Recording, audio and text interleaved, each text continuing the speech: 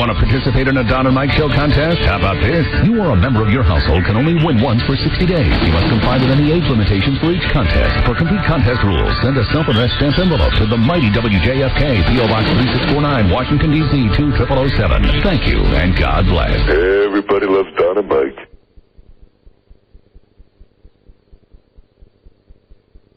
Merry Christmas, everybody. Merry Christmas, neighbors. There we go.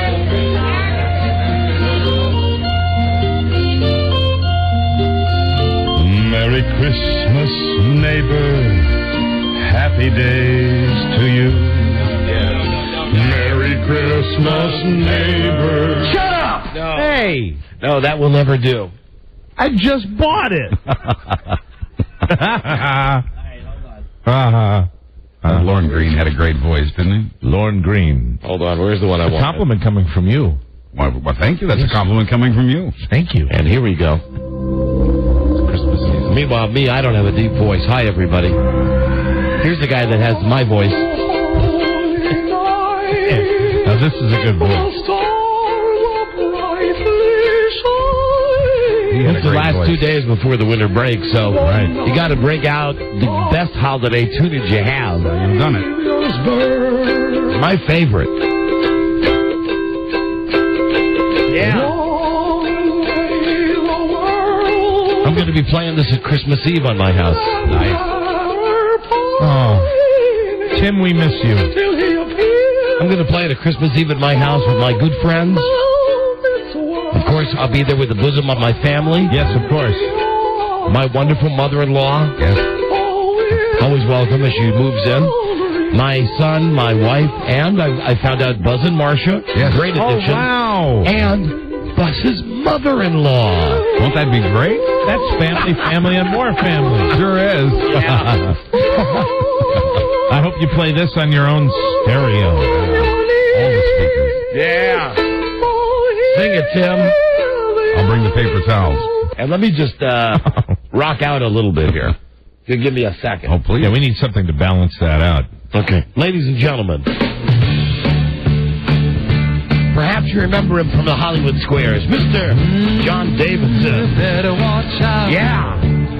Better not cry. Better not cry. Yeah, I knew he'd say it like that. Better not cry.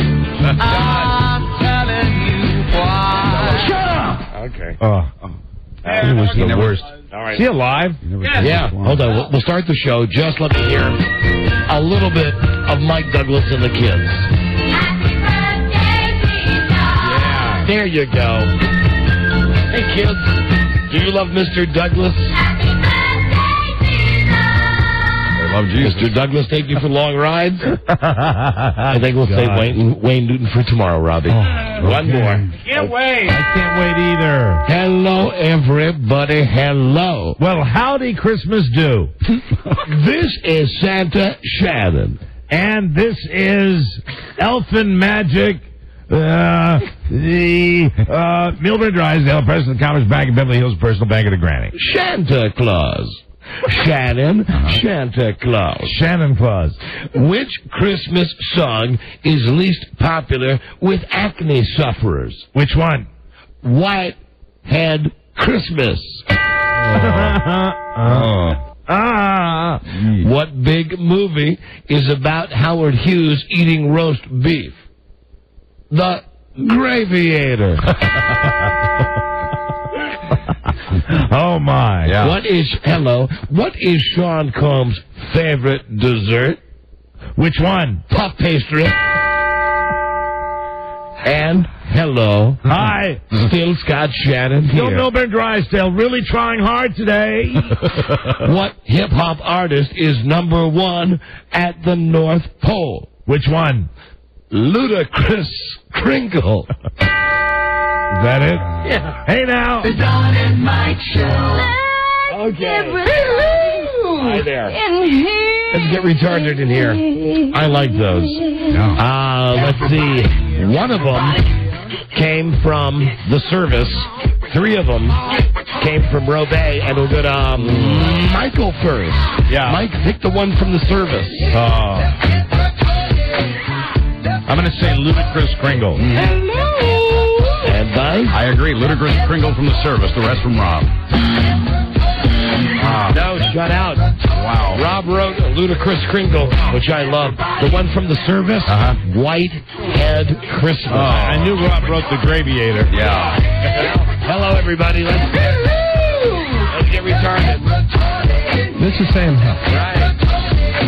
Yeah, hi, Julia. Hello. Hi, honey. It's almost your birthday. I know. Herman Munch. Oh, what's his name? John Kerry. How soon we forget. Oh, hi there. Hi there, Bert. You can call Don and Mike anytime from anywhere in America. 877-365-3636. They're ready to believe you. The door, here's the thing. Based on a true story, he was a neo-Nazi with one true enemy, himself. A man of faith, a man of hate, with a soul torn apart. Viewer discretion advised.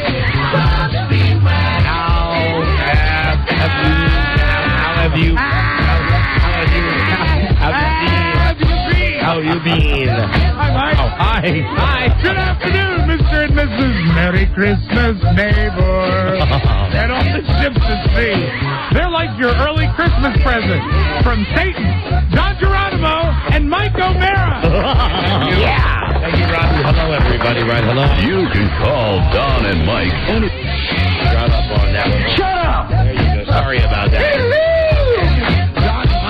Don and Mike Show, new episode on this Thursday. Thursday, 12-1-6-0-4. Hi, Don and Mike. Buzz Burbank here. No, he's not retarded. There you go. Got the opening of the show done. Thank you for listening, everybody. Don and Mike Show. Oh, you had to hit that button? No, I didn't think I did too. What? What? What was that, Rob? Well, there was a thing with the buttons there, and then we were not talking about the buttons, and Rob reached over, and I thought that one of the buttons, because the button went like... You can call Don... The button did that when the button should have done that, and then he touched the button here. So many buttons. There you go. Okay, we're set. Don and Mike Show. It is on December 16th. Right. That's the day we're doing the show. It's today. That is... what? That's it, December 16th. Today. 20-4. Yeah. I'm getting more confused as the week goes on. Call us from anywhere in America at 877-365-3636. From Canada, from Mexico, 800-636-1067, and DC 202-432-1067. You see, I'm overwhelmed. Yes. Yes. Many are. So much to do, so little time. Right. Please freaking tell me about it.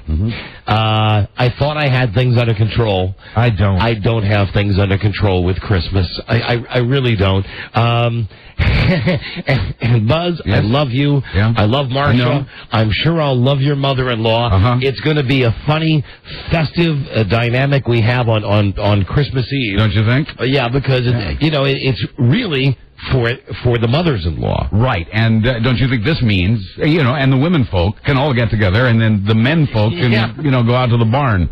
Yeah, well, What do you think? What's going to work out in our half, Right. on our behalf here is First time in 04 anyone used the phrase women folk? Women folk. Women folk. Not the last time, though, Ron. Women folk said, Jed, move away from there. As you may know. I see fish. Hey, who was that? stay in the living room, Granny.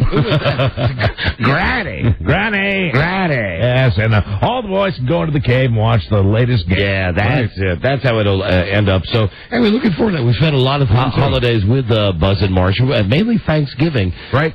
Just over Buzz, it's going to be hanging out with the ladies and the mothers-in-law in that room, or coming in and watching football in silence with you. So in Buzz's case, it's a win-win. Yeah, absolutely. Back and forth for me. So looking forward to it, Buzz. Now, Mothers-in-law. Now, I'll tell you what I am feeling apprehensive about. And tomorrow, well, this whole the family holiday thing this weekend. Yeah. Now, let me see. Tomorrow, we've got our special holiday elf coming in.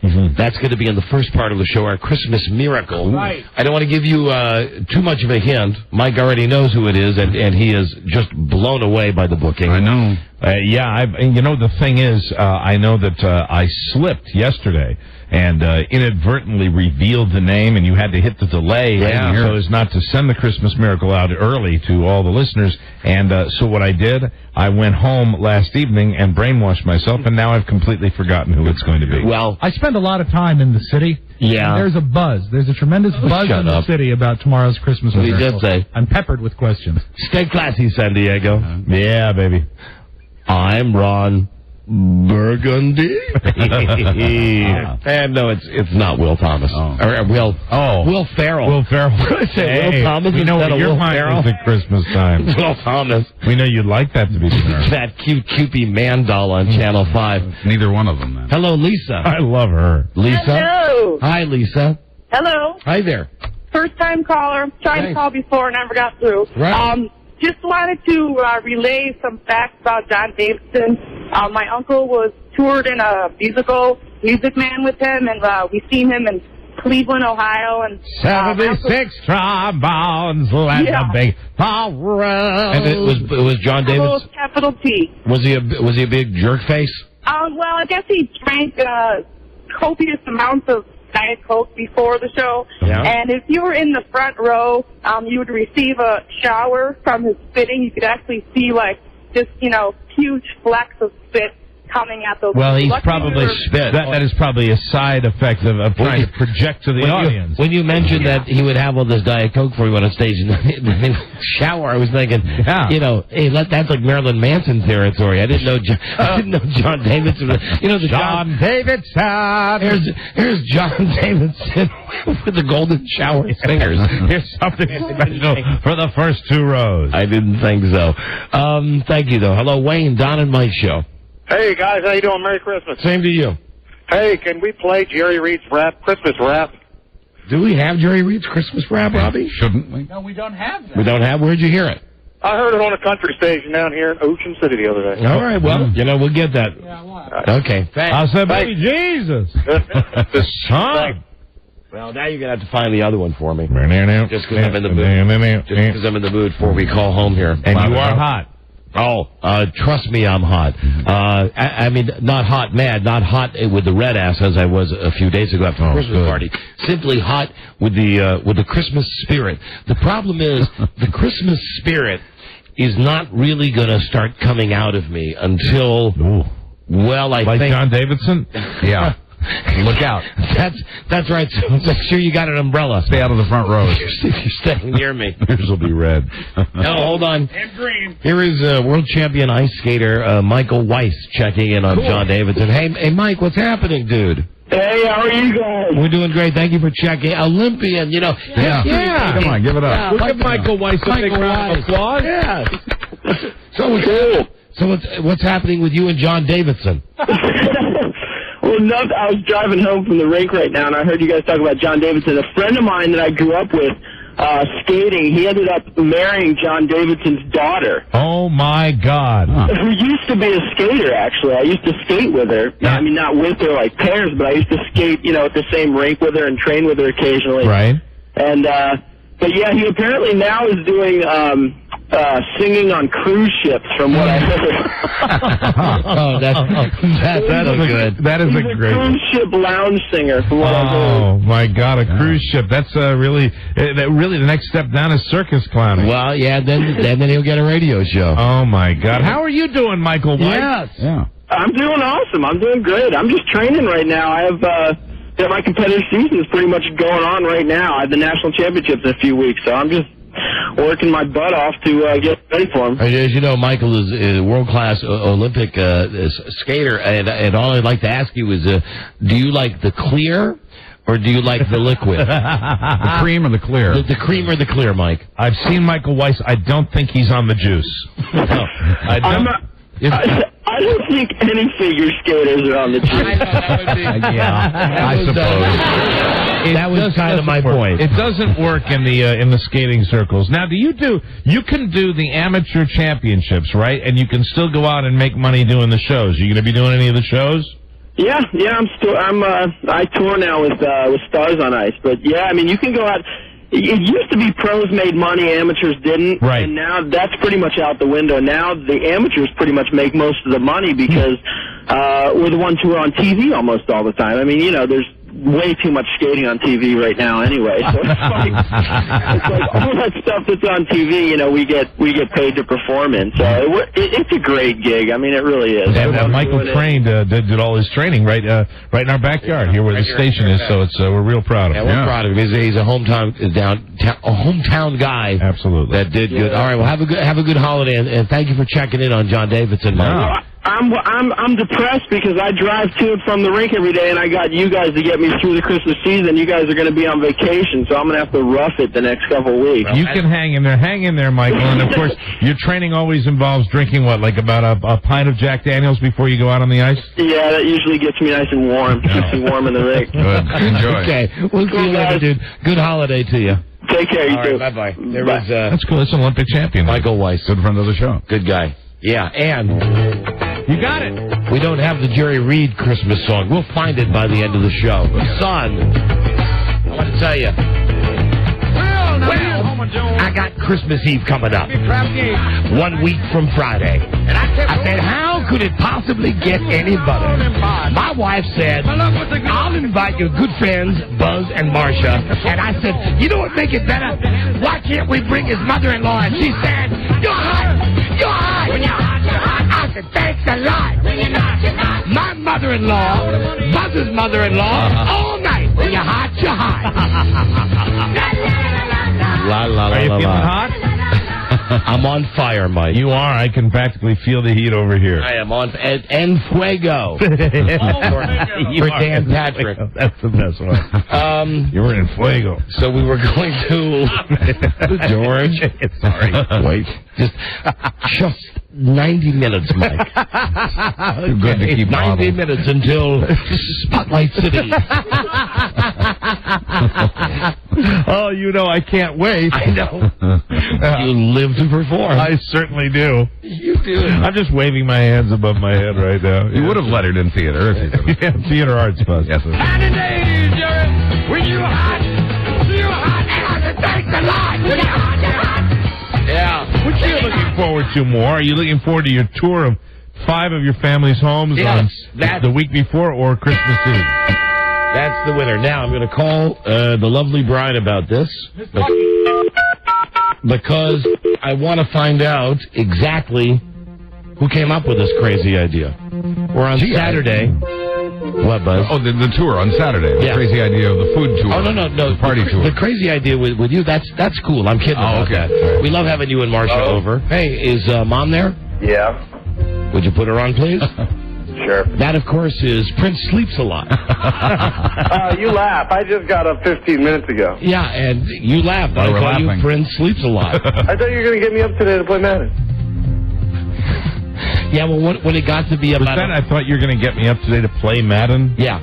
Okay. Well, after I went through the regular stuff that I go through for my JOB and realized that it was noon, time to take a shower, no time. I understand. No time for yourself. That's right. That's the type of heartless bastard I am. The holidays. No time for my son, who was sleeping until 3 o'clock in the afternoon.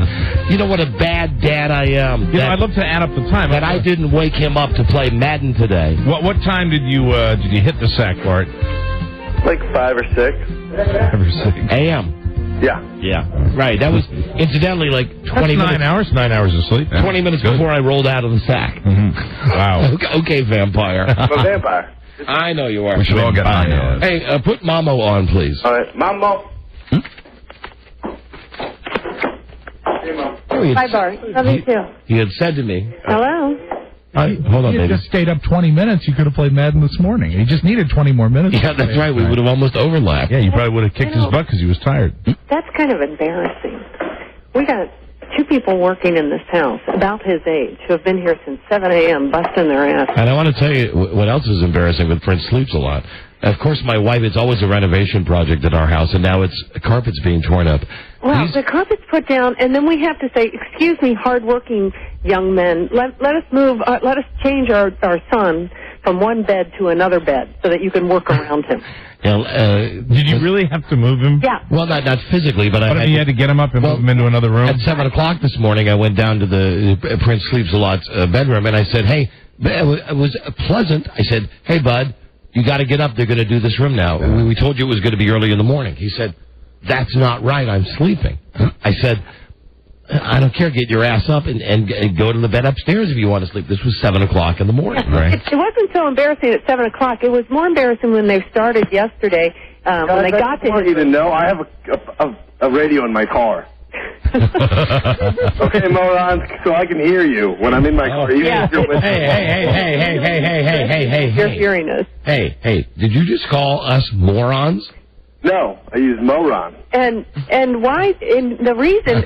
Here's another thing, Genius. See, there is a difference in our family. That's allowed. Maybe it was the hard-working people I didn't want to hear me, not you. Okay. Oh.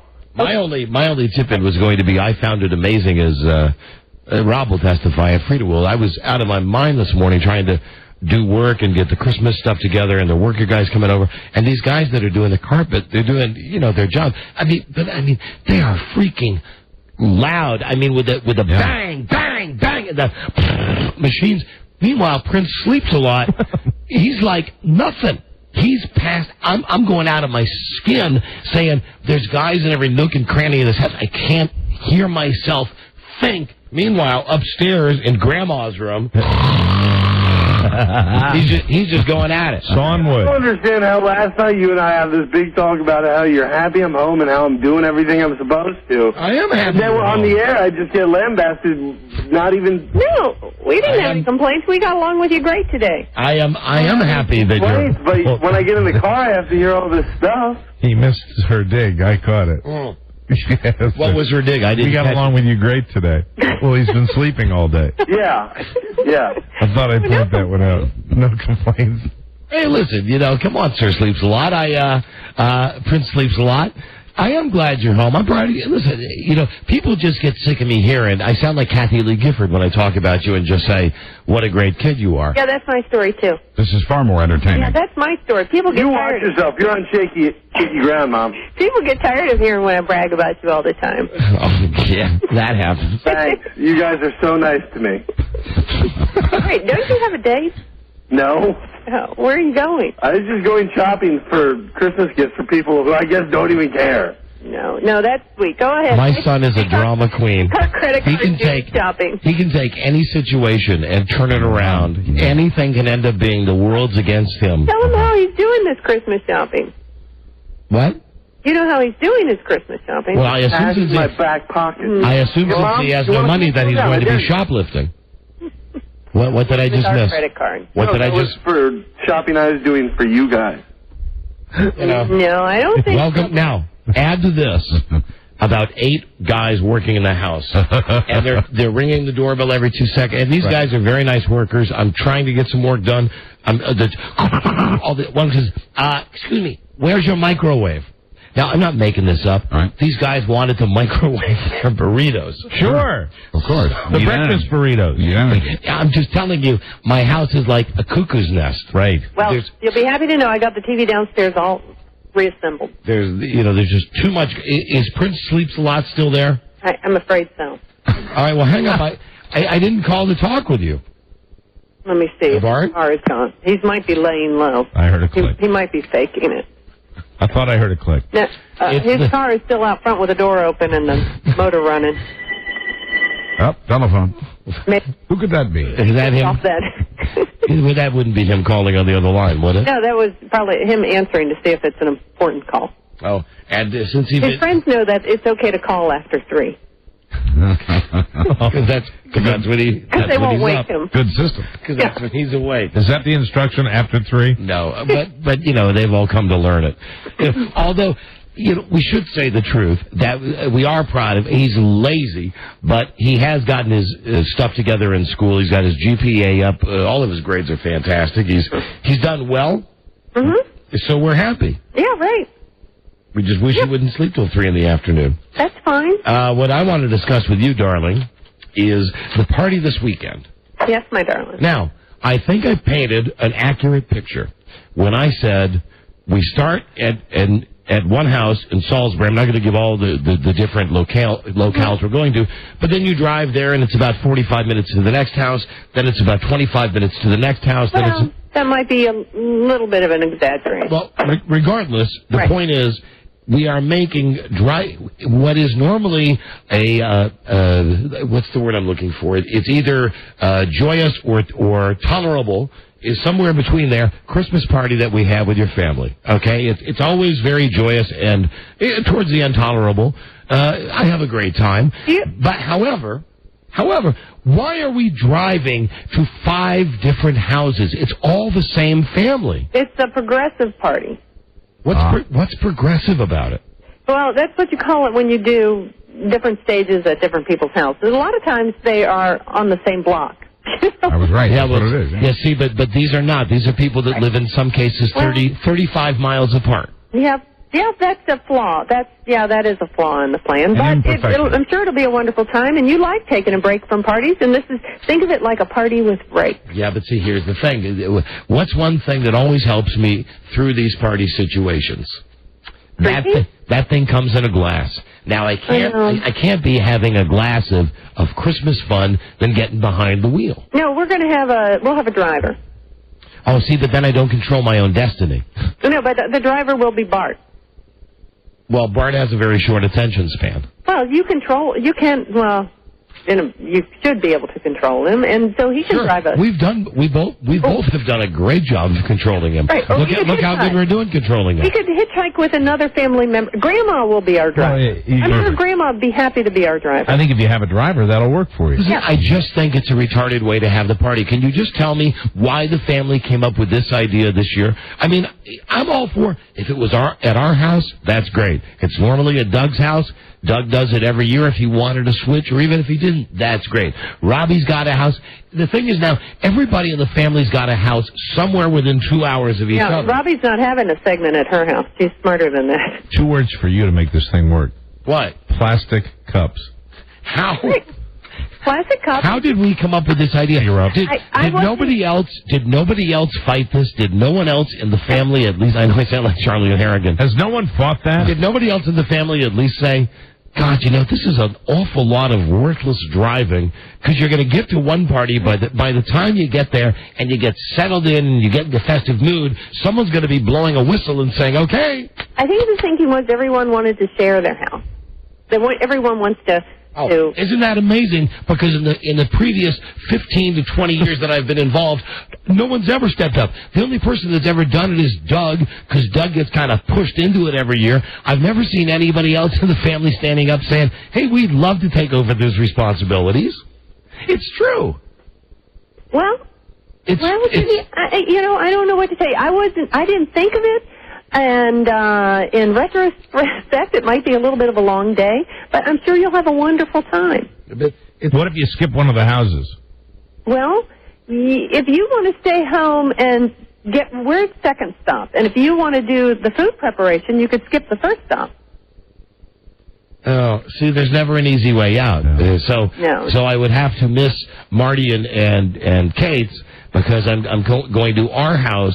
You go with the plan. I'll make sure the food's okay. I don't want you to miss out. On what? On the fun of the 5 different houses? Well, you just said you had to miss out, so you won't have to miss out. You're the second stop, huh? Yeah, we're the second. Yeah, we're the What second. What if you were preparing the food during the first stop and the third stop, and then you met up with everybody at the 4th stop? Do I have to go to all 5 stops? You don't have to do anything, my darling. Well, see, but then your family knows I'm a heel. Well, that's your issue with my family, not mine. Is there nobody else? Here's all I want to say, and I know that they all listen to the show. Your whole family listens to the show. Am I again, this is why I have these questions in my mind. I swear to God, is it me that screwed up, like the thing at the art gallery and the thing that I don't like doing? These small stuff too much. It'll work out. It will work out fine. No, you know what it is? It's a gigantic hill of manure that I'm looking at. It's like it's a 3-hour drive just to get to the first freaking house, and then it's all day. It's a 3-hour drive because you're going to the beach. It would be a 3-hour drive if it were at one house. Yeah, and the thing is, when it's a 3-hour drive when you're going to one house, that's cool. You can deal with it. But now it's a 3-hour drive. Get to the first house, then, gotta leave. 45-minute drive to the second house. Here's all I'm saying, baby. If there's anybody else in your family out there, if you have a shred of dignity... It's too late to have anything... No, I just want them to know, if you have a shred of dignity, if you have a shred My family has a shred. If you have a shred of a soul, listen to me. Here's what you do. Come to me this weekend. I promise I will hold your remarks in the closest confidence. And just say to me, dude, I feel the same way as you do. Well, it's heinous that we're driving to 5 houses in 7 hours. Just come up to me privately and say... It's a road rally. And you love your car, you love to drive. Think of it like a cigar break. And Christmas is a time for family anyway. Very good, Mike. See, Mike's got the right spirit. Yeah. That's what one always appreciates what one doesn't have. See how sad Mike would give his right arm to be in your I have shoes. tears in my eyes because I'm so envious right now. That's right. I do. So appreciate what you With the plastic cup. How would you like your life to turn into some kind of Christmas show where, poof, all of a sudden you didn't have this? Didn't have what? All this family.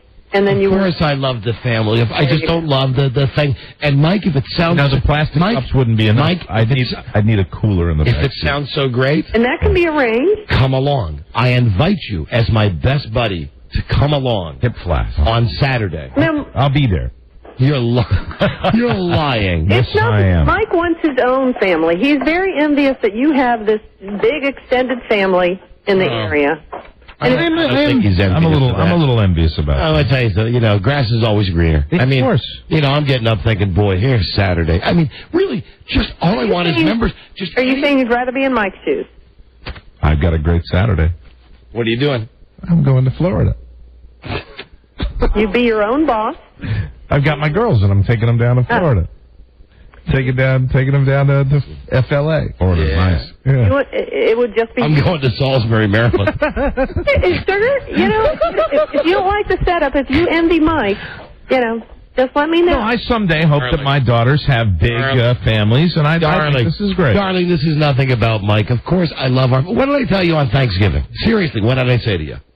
About your family. You had a nice time. Yes, I said more than that. You hate to say it, but it's true. I said, even though I bitch and moan and complain. Are you the family character? I love your family.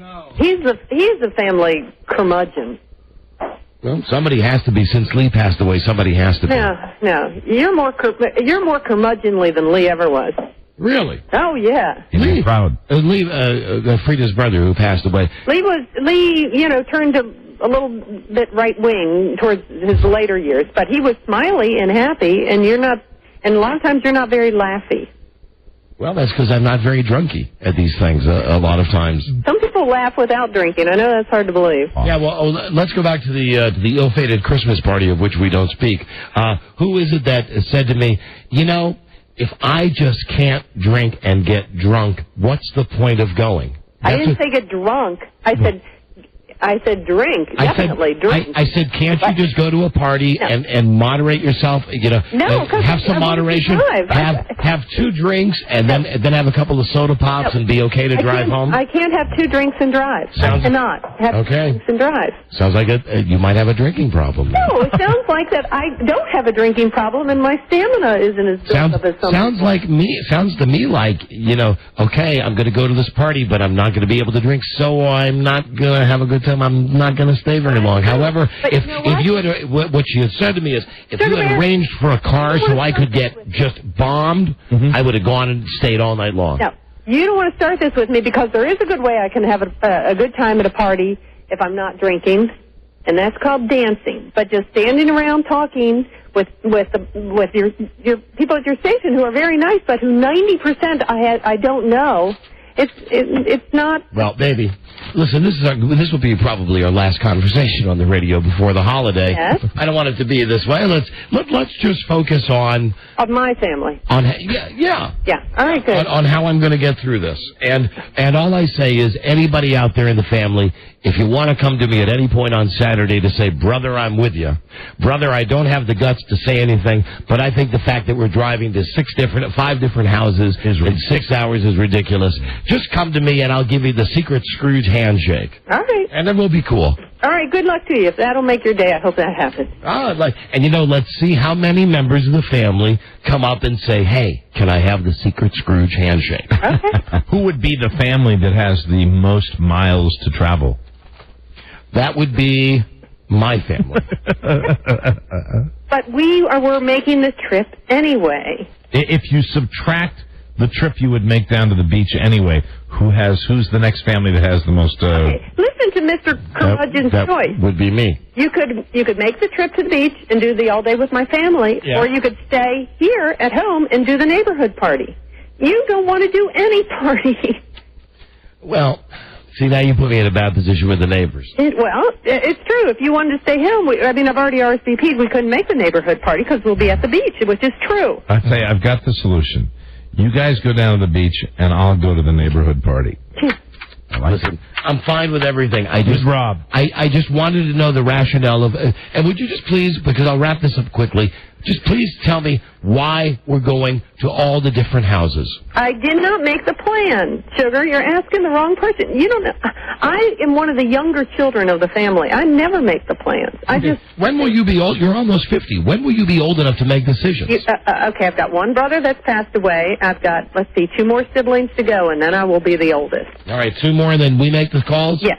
Okay, let's cross our fingers. And when Mike and I go to the neighborhood party, do we have to dress up as you guys? Yes, you do. Frida, can I borrow your wig? Good. I'm glad to hear you'll be me. All right, baby. I'll need those Packers socks. You know me. I'm a trooper. I'll get through it. I'm a pro. Oh, yeah. I'll make it happen. You're a brave man. You know, my experience with you and holidays and all these things, when we come back from our little break, you probably will come in here and say you ended up having a pretty darn good time. Well, maybe we'll see. We'll see, Mike. Call Grandma. See if she'll be our driver. I know what. Your mom drives 5. Your mom drives. Now, let me give you a piece of advice. Your mom drives like it's her first horseless carriage. Now, I know you like to be in control. I know, of every single facet of your life. I do not. But trust me. Mike. Trust me on this. Mike, don't talk right now. Will you please listen to me? Yeah. What? Go with the designated driver idea. Yeah. Whatever way it shakes out, if you do that, you're going to get through this. If you don't, you're not going to be happy. No, I think I'll be the DD. That'll be the easiest way. I'll be the DD. The damn dummy designated driver. I'll be drinking because I don't want to hear if you're not having anything to drink, you're not going to be a joy to be with. And so I know I'll be in my own happy little world. Is your son required to go to these functions? Yeah. He'll be. Well, then let him do that. Yeah. I mean, it's just... why won't anybody address the fact that it's ridiculous to go to 6 houses in like 5 hours? It's a done deal, my sugar bear. Live in the now. Did you say it's a dumb deal? It's a done deal. Live in the now. Okay. Deal with the present tense. All right, darling, I will. All right. Okay. I love you. Happy holidays. I'd be nowhere without you. You are my Christmas angel. Well, I love you too, and I hope you're happy this Christmas. Frida, if I don't get a chance to talk to you, Merry Christmas. Same to you, Mike. Have a nice. Why wouldn't I be happy this Christmas? Because you've been, You could at least let your wife, just in these moments that you have, at least acknowledge my Christmas greeting before you. I'm sorry. Please, I was simply giving your wife. We don't have many pleasant exchanges on this show, and I know it's 2 days before we leave. I was just saying Merry Christmas, and Mike, I did miss. Have a wonderful Christmas, and know that you always will have a stocking hung on our fireplace. Thank you very much. Nice. See, now I'm happy. Yeah. Now I feel great. You know, I'm so inspired by your party. I think I'm going to drink a beer in every room in my house on Saturday. I'll have a beer in the basement and then move on from there. Progressive six-pack. And what did you mean when you said maybe I'll be happy this Christmas? I'm always happy You're at Christmas. always happy. Oh, God. At The Christmas. sad thing is you don't even know how unhappy you are. I mean, you... That's a good thing. Here we go. So that's all right. my job to remind you. This is good. So I think I'm happy at Christmas. You don't think I'm happy at Christmas. I don't think you're happy right in this moment. Well, Jesus. Last night, I'm not going to get into this, but last night I gotta go.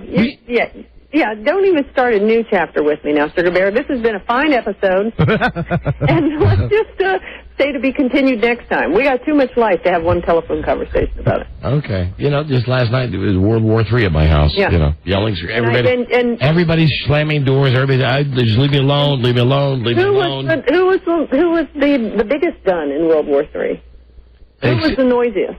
Only after all of the other skirmishing between the other two parties. It was a skirmish. Yours was the Battle of the Bulge. And now, thanks to whatever, I've got the prince waiting in the next room. He wants to talk with me after this conversation. God knows what I'm going to get lectured about now.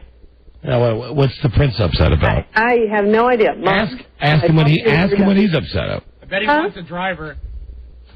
He wants a driver for the party. Just ask him what he wants to talk about. I don't even want to. I'm going to get ready to go work out. Let me still talk to you instead.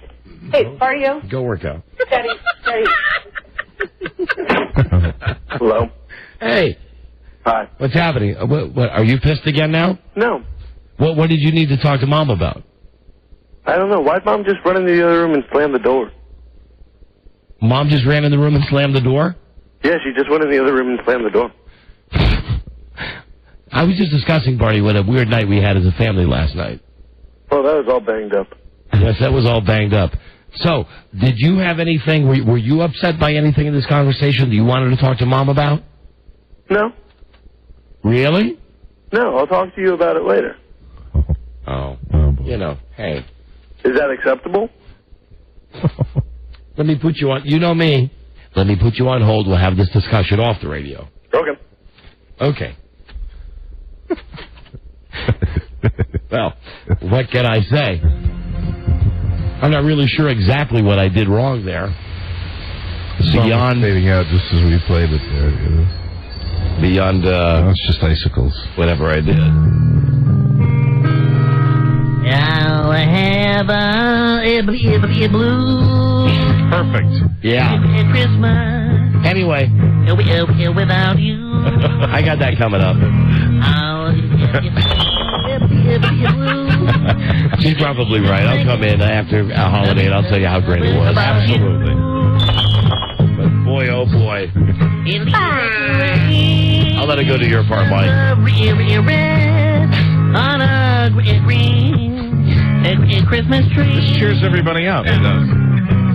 It won't be the same, dear, if you're not here with me, and the wind blows, it'll be blue.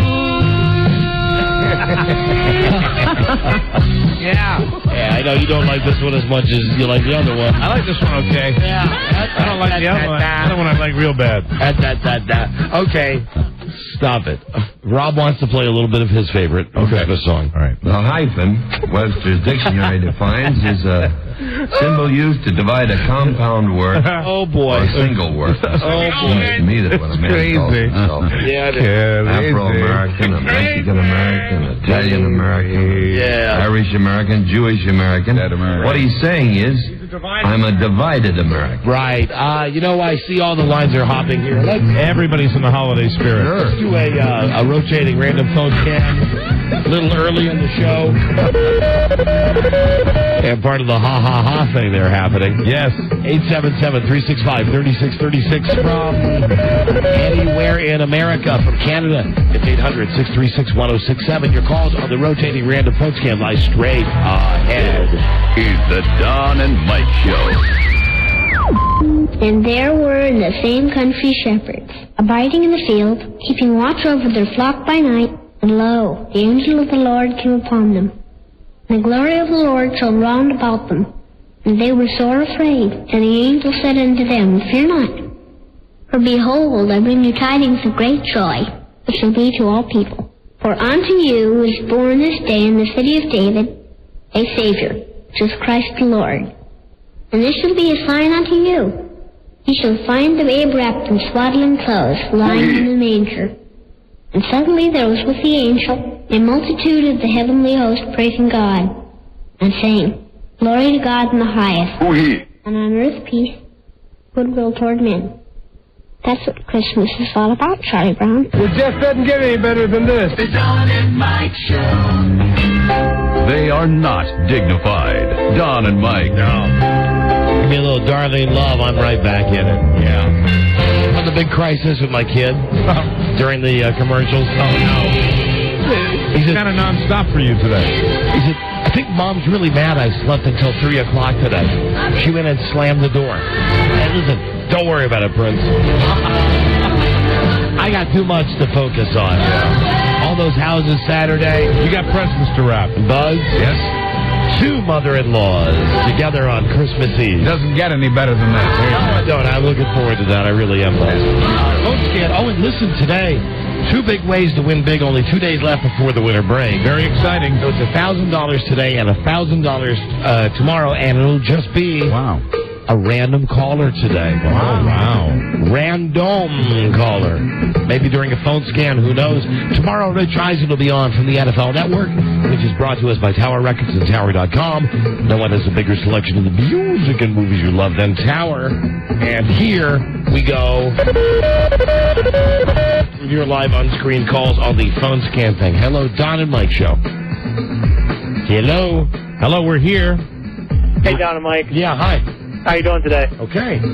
I just wanted to tell you, Don, that I completely agree with you about this whole Christmas traveling thing. I think it's absolutely ridiculous that your wife's dragging you around to 5 different houses. Well, thanks. You're doing me a lot of good. Thank you, my friend. You know that really won't help Don's cause at home. You know that. I take it that you're in a lot of trouble because of the conversation you just had. Okay, there you go. Now that's better.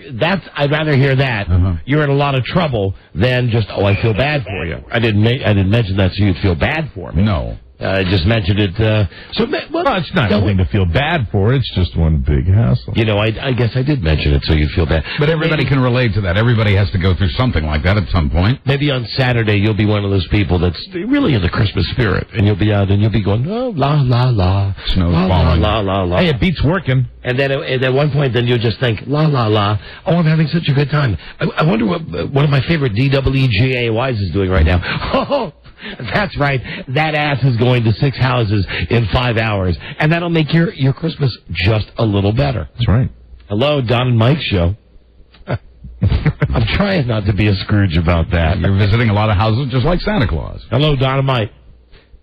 Oh, come on. Did we mention the possibility here in the Mid-Atlantic of snow? Schnee.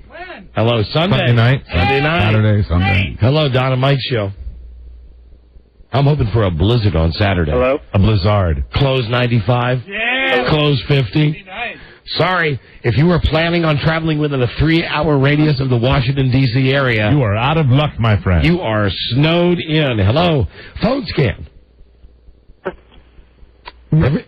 Cell phone dropped out. Hello? We've had about 4 bad cells in a row here. Go ahead. You're on the air. Hi, Don. Yes. Hi, I just wanted to thank you guys for years of living. Getting to be the Christmas season. I want to thank you guys for years of entertainment as I struggle around the Washington Beltway. Our pleasure, and Merry Christmas to you and yours. So thank you, gentlemen. And peace Appreciate on it. earth, goodwill toward men. Hey, it can be nice once a year. Absolutely. Shut up! Hey. All right. Okay. Pound Hello. fan. Don and Mike Show. Hello. Don and Mike, how are you anyway? Phone scan, how are you? How are you being? Hi. I want to tell you, today's my first day as a free man. How so? First day out of prison, and I'm listening to your show, and I miss you guys. You're really out of prison today? Well, today's my first day out. I'm from Baltimore. I was in downtown Baltimore. What were you in for? Well, to be honest, I'd rather not talk about it. The one thing I did want to say is, when I was in, for the 3 years that I was in, the one thing that really got me through it was... Vaseline. I had this one Frank Sinatra record, and really... God. He's lying. He's doing the whole bit on Frank Sinatra and the POWs. I wonder how long it took to dig the tunnel. Hello. Don and Mike Show. Phone scan. Hello. Which one? Hey. Don and Mike Show. The guy's just got his radio up real loud. Enjoying the show. Good show. Hi, sir. You're next. Yes, you. Hey, Rob, do we have the pumpkin pie music? Yes. Hello. Is it time to serve? I think so. Female, not Hello. male. Don and Mike Show. Hello. Yes, hello. Yes, hello. You're on the air. I'm off the air? You're on the air. You're on the air. You've been on the air for 2 minutes. What can we do for you? I was wondering if I could send my husband as a substitute for you on Saturday. Saturday. That is wonderful. Nice. Let me just ask you: is your husband, I must be honest, strikingly handsome? I would think so. I married him. Yeah, I would think so. What is your name, my sweet? My name is Sherry. I've talked to you a couple of times. Sherry. Yeah. Well, sweet Sherry wine. He would just have to be. Let me just. I don't want to flatter myself. Have you seen any of the Brad Pitt films recently?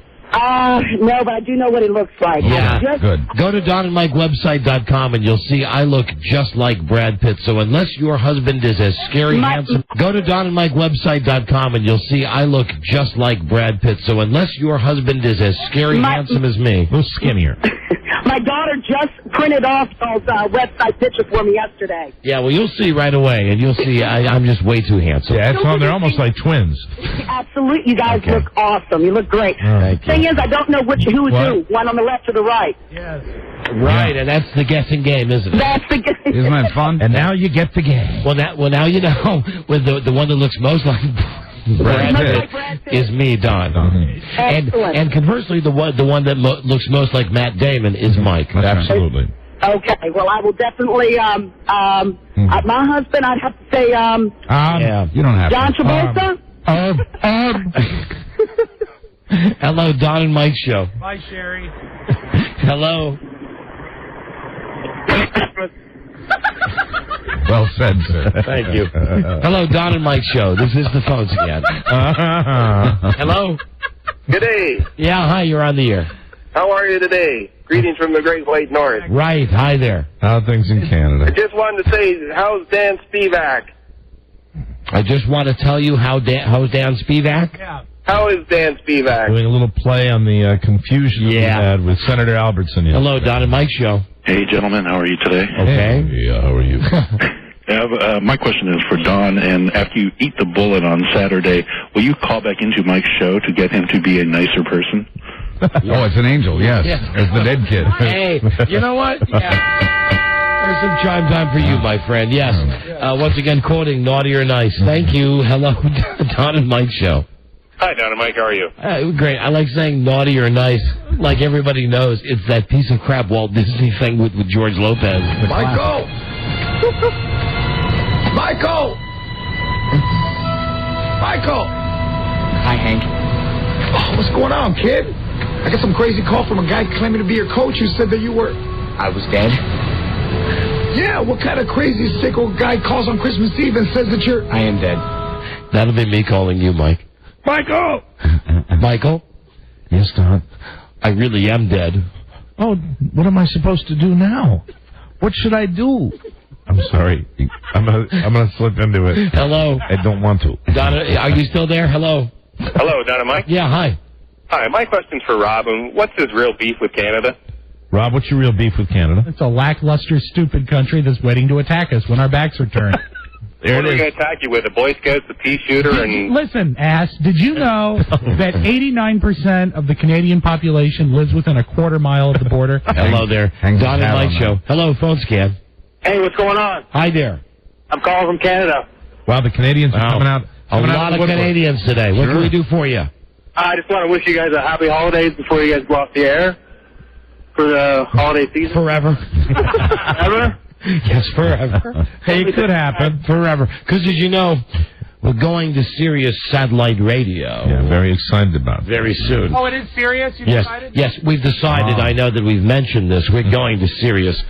You know, we say this, you know, and you remember, I mean, we say this, and I just have to say, that is a joke. Why do you have to say that? Didn't somebody, didn't we get calls about, like, 20,000 calls when people were saying, hey, man, don't do that. And people, it's amazing. Come on, man. We're making fun of Howard Stern. Right. Today in USA Today, there's a gigantic article on Howard. And a good picture. Yes, well, that's his pose. Well, you know, he looks like Clooney, the way that I look like Brad Pitt, the way you look like Matt Damon. Fair enough. So, here's how it starts. It's too funny. For anyone who's been talking endlessly on the air about the FCC regulators have forced him from his home 20 years, Howard is Very content. America's famous shock jock moves to Sirius in 13 months. Howard has been reading the Bible. With all this talk about how the country is into religion and morality, Stern, 50, figures it was time to read the good book. Of course, he hasn't gotten past Genesis. He has problems with the part about God creating night and day. Too obvious. But he doesn't want to be too critical. I'm always afraid to say anything about 50. Figures it was time to read the good book. Of course, he hasn't gotten past Genesis. He has problems with the part about God creating night and day. Too obvious. But he doesn't want to be too critical. I'm always afraid to say anything about God. What if there is a God? The softer side. And then it goes on. Besides the Bible, Stern's other passions, like the Bible's a passion for Howard Stern. This isn't USA Today. Yeah, of course. His other passions include psychotherapy. Right after the Bible, psychotherapy. Sure. His 3 daughters, his girlfriend, and his English bulldog, Bianca Romaine Stamos. Okay. Listen, I think you've heard, it's been well documented in the first 40 minutes of the show, the severe mental problems that I have. However, yes, ladies and gentlemen, I am a model citizen up here between the ears when it comes to, what is this? Really, what is it? Hold on, it's too funny. It's like what Howard Stern would have made fun of on his show. Doesn't sound like it. Hold on. You'll be glad to know he's happier now that he's been in years. I'm glad. Good. He's in his prime. Yes. He goes to therapy 4 times a week. Wow. That is a lot. That's a lot. I wanted to be a better parent, closer to my kids. I felt generally unhappy. No matter what I did, I didn't feel like a success. His former wife has remarried. We genuinely like each other. Then he says he was in denial about their problems, and it goes on. And then it says Beth, a supermodel, and his daughters have a good relationship. He spends time with his kids, but it's got to be difficult for his girlfriend to have his attention taken away. All this divorce is complicated. Well, at least he got the Bible. Yeah, he's got the Bible. Yes. And described in USA Today as one of his passions. I'm not making that up. It's in the paper. It's in the newspaper. We're just reading it. Wow. That's all I have to say. I mean, listen, there's no doubt. I've said this before. The guy, he's the Tiffany standard of whatever type of radio it is that we do. And this whole move to Sirius, he's got the company by the short hairs. He's doing a commercial for it every day, and he's getting away with it. More power to him. And I guess that's why he's doing something like this, the full front page in USA Today. Yeah, apparently they said in the article that he requested that interview. Wow. But, very interesting. But I wanted to talk about the Bible. How's that Bible working out? And Bible, what was that first thing? What? Oh, radio. RGs. Oh, RG. I thought he said Archie. So did I. Oh, I thought he was drawing a parallel between you and Bunker. My intention was not to confuse. And yet, there it is. And I would be complimented. It's amazing how, one little effort like that, sir, can literally put the brakes on a broadcast. I didn't mean to throw the broadcast off kilter. Right, thank you. Well, I'm sure I'll read about that in Genesis. Hello, Don and Mike Show. Hey, Don and Mike. One of my passions. Yes, here's the call in the beginning. Hello, Don and Mike Show. Genesis. Hello. Don and Mike. Yeah. Hello. I just want to wish you all a Merry Christmas, especially Joe, but not Buzz. All right. Oh, thank you, like Clem. Thank you. Now go begat something. I'll tell you the closest I'll get to Genesis. Maybe I'll pull out the box set and listen to something like, this must be some misunderstanding. That'd be good. Cab. Don and Mike Show. Hello? Hello? Hello? Yes, turn your radio down, please. Oh, sure will. Hi, this is Kathy. Yes, hi, Kathy. Hi, Don and Mike. Merry Christmas. Same to you. And I just want to say I also have a son that's 19, and he's a sophomore at Catholic University in Washington. Hey. What? Yeah. 19. So that's kind of Oh, hey, 19. And I have a son who's 23, and he's just informed me. Did you hear the way that she literally stampeded through that great joke? Mike, I don't think she would understand that. That was one of those jokes that if you're not good enough to get it, right, let's move past. Okay, very good. Mike, that was hipper than hip. Say it to her now, and I bet this very nice lady doesn't get it. Just say it slowly. Hey, 19. Yeah, I get it. This the group. The group. A19. The group. Yes, that's exactly right. The group Hey 19. Well, I'll really give her credit. She was at least in the ball. Steely Dan. Well done. Very good. Welcome. Winner. Okay, I'm sorry. I didn't mean to stop your run-on sentence. That's all right. I was just going to say that I was hoping I was going to be the winner today because my son's going to California. I knew this would happen. Okay. See, I thought she was going to say something that I could maybe relate to about the kids, but she was just thinking she was going to win the money because it'll be a random caller today. It was the cornerstone of Christmas. It was greed. Hello. Don and Mike show. Hey, buddy. But, honey, please call back. I will give you 2 tickets to Christmas with the Cranks. And you know what? Since she's got a son at Catholic University, maybe you can get her a big C sweatshirt. Hello, Don and Mike. You? Buddy. Now, come on. For Catholic. I know. It's a great faith. Hello. How you doing today? Very well, thanks. I just wanted to say that I'm a service plumber up here in Baltimore. I drive around and listen to you guys all the time. And I got one for Buzz. All right. If a chicken and a half ate an egg and a half in a day and a half, how many days would it take a monkey with a wooden leg to kick all the seeds out of a dill pickle? I'm not good with math. Do you have an answer, or is that just one of the Baltimore riddles? That's just a Baltimore riddle. Okay. Thank you. The answer is 6 hours. Bye-bye. Hello, Don and Mike show. Service plumber. Don and Mike. Yeah. Hey. Shirley and Kathy's last name is Storm. Okay, that is just a bad sell. Hello, Don and Mike show. Hello. Hello? Yes. Yeah, can you hear me now? Hello. Don and Mike? Oh, come on. Hello, Don and Mike show. I'm just going to start hanging up on people who don't get the fact they're on the air. Right. Hello. Hello, Don and Mike. Yes. Hey, Merry Christmas, everybody. Happy New Year. Hey, did you hear what the weather forecast is going to be in Green Bay this weekend? What is the weather forecast in Green Bay? 20 below wind chills. Fantastic. Wow. Are they playing? Oh, I don't know about that, guys. Oh, yeah. Jim Nance. I'm a little worried about 20 below wind chills. You know, they shouldn't have a game. They're going to be playing Jacksonville. Well, Jacksonville and the fans, it's a very dangerous proposition, guys. Not responsible. Do you remember last year we had Jim Nance on before that game in New England? One of the playoff games the Patriots playing was cold. And he actually came on the show, Jim Nance from CBS, and said he thought they should call the game off. You got to cancel the game. They're going to putting a lot of people in jeopardy. In hospitals, he said. Hello, Don and Mike show. Hi, I was just wondering what Buzz is doing for the holidays. Buzz, what are you doing for the holidays? But what are you doing for the holidays, Buzz? Well, I'll be hosting my mother-in-law for 7 or 8 days, and then death by hanging.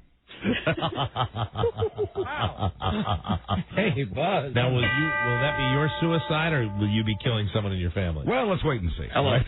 Don and Mike show. If you could work that out on Christmas Eve. Yeah. Hello. That'd be nice. Yeah, you're on the air. Hello. Hey, guys. Okay, I'm sorry. You got to be a little faster than that. Buzz's tree only has one big ornament on it. Don and Mike show. Hello. One long branch.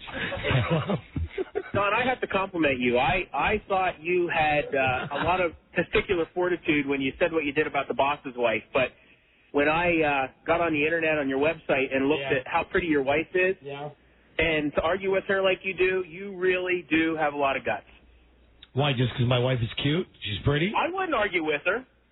You try living with her, pal. You know what you're doing? You're looking at a picture on the internet. You go, oh, pretty mommy, pretty mommy. Watch it, mister. You're going to have dinner in the garage tonight. I know. Okay. Happy holidays. Where's Daddy having his dinner? Underneath the car. You're right. My wife is beautiful. I've said that before. True. Doesn't mean she doesn't piss me off. Hello, Don and Mike show. Hell, I'm beautiful. I piss her off all the time. There you go. You are telling, you're preaching to the choir there. It's very tough to be beautiful. You're telling me? Yeah. I'm telling you? Come on. We tell each other every day. You know, we're the Fabio brothers in here. People don't understand. And I always say that. You just don't understand. Hello. It's not easy being so handsome. God. Stared at everywhere. Hello. Hello. All women want you. All men want to be like you. Don and Mike show. Hello. Don and Mike show. Hello. What is the problem today? They're intimidated by your beauty. Hello, Don and Mike show. Okay, Don and Mike show. Don and Mike. Right. Hey. Hey. I got a question. What? You know that card you play that goes, shut up. Is that Robert Carlyle? Yes, it is. Is it Robert Carlyle really, Rob? But it's Robert Carlyle in character. Please to reference Robert Carlyle. Yeah. Well, there it is. He played Adolf Hitler. Oh, okay. Shut up! All right, there you go. Thank you. Hey, Don. Yeah. I had another question. I mean, if it's, is it going to be less hassle for you to go than it is to put your foot down about that? Good, fair question. Is it going to be a less hassle? No. Oh, it'll be less hassle for me to go than if I made a big deal about it. That's why I'm goofing around about it on the radio. Yeah, it's much less hassle just to go and just deal with it. Yeah, my wife's the same way, but one year I just, I had to put my foot down. It's like, I ain't doing it. Well, I tried that one. One year I think I did. My wife actually let me sit at home by myself, and I thought this would be fantastic. It's like 15 years ago, and really, after about an hour, I put on my dumb Christmas clothes and went to the party where everybody was at. And just remember what Rob Spewak always says, if you're going to put your foot down, take dead aim. Hello, Don and Mike show. Aim for the neck, right? If you must. Hello, Don and Mike. Hey, Don. Yes. Hey, it's your brother-in-law, Doug. This Christmas caravan thing's a bunch of crap. Okay, listen, you can't start doing bits about my brother-in-law. I don't think that was really him. No, I know it wasn't. Hello. I think it was. Don and Mike. His voice. Hello. Hello, Don. Yeah. Oh, it ends right there, and I'll tell you, we've not given away the money. Oh, no. It's not going to happen during the phone scan. 2 big waves. To win big, still to come, but you are the last person on the phone scan. What is your name? Steven. Steve, what can we do for you? I got a question. Howard used a voice modulator on the air. I saw some old... Did you say Howard Hughes? Howard Hughes. Stern. Does Stern use some kind of voice modulation? Yeah, I think what you will hear on occasion will be the fact that the bass is turned up a little bit on his microphone compared to everybody else's. Do you understand what I'm saying? I think you read about that in the Bible, though. In Genesis. One of his passions. May. You, my friend, last person on the phone scan, and you got, this is a good prize for your family and friends, a group lesson. It's a day of skiing. You get lift passes and rentals, good at all of Pennsylvania's best. Nice. Ski Liberty, Carroll Valley, ski Round Tap, or Whitetail. So take all your friends, go out for a day, go skiing. It's free from us. Thank you for listening. Hey, thank you. That's finer than a new set of snow tires. I love that one. Thank you. Try to drive to all the resorts in one day. My friend, we've got to break. Oh, Buzz, you're funny. We'll be back. Really, with someone from the Guinness Book of World Records right after this. This is the Don and Mike Show. Don and Mike, Jerry!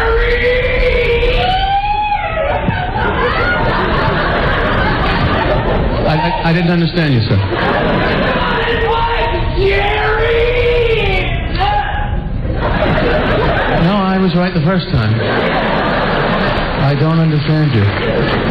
Well, thank you, sir, whatever that was. Jerry!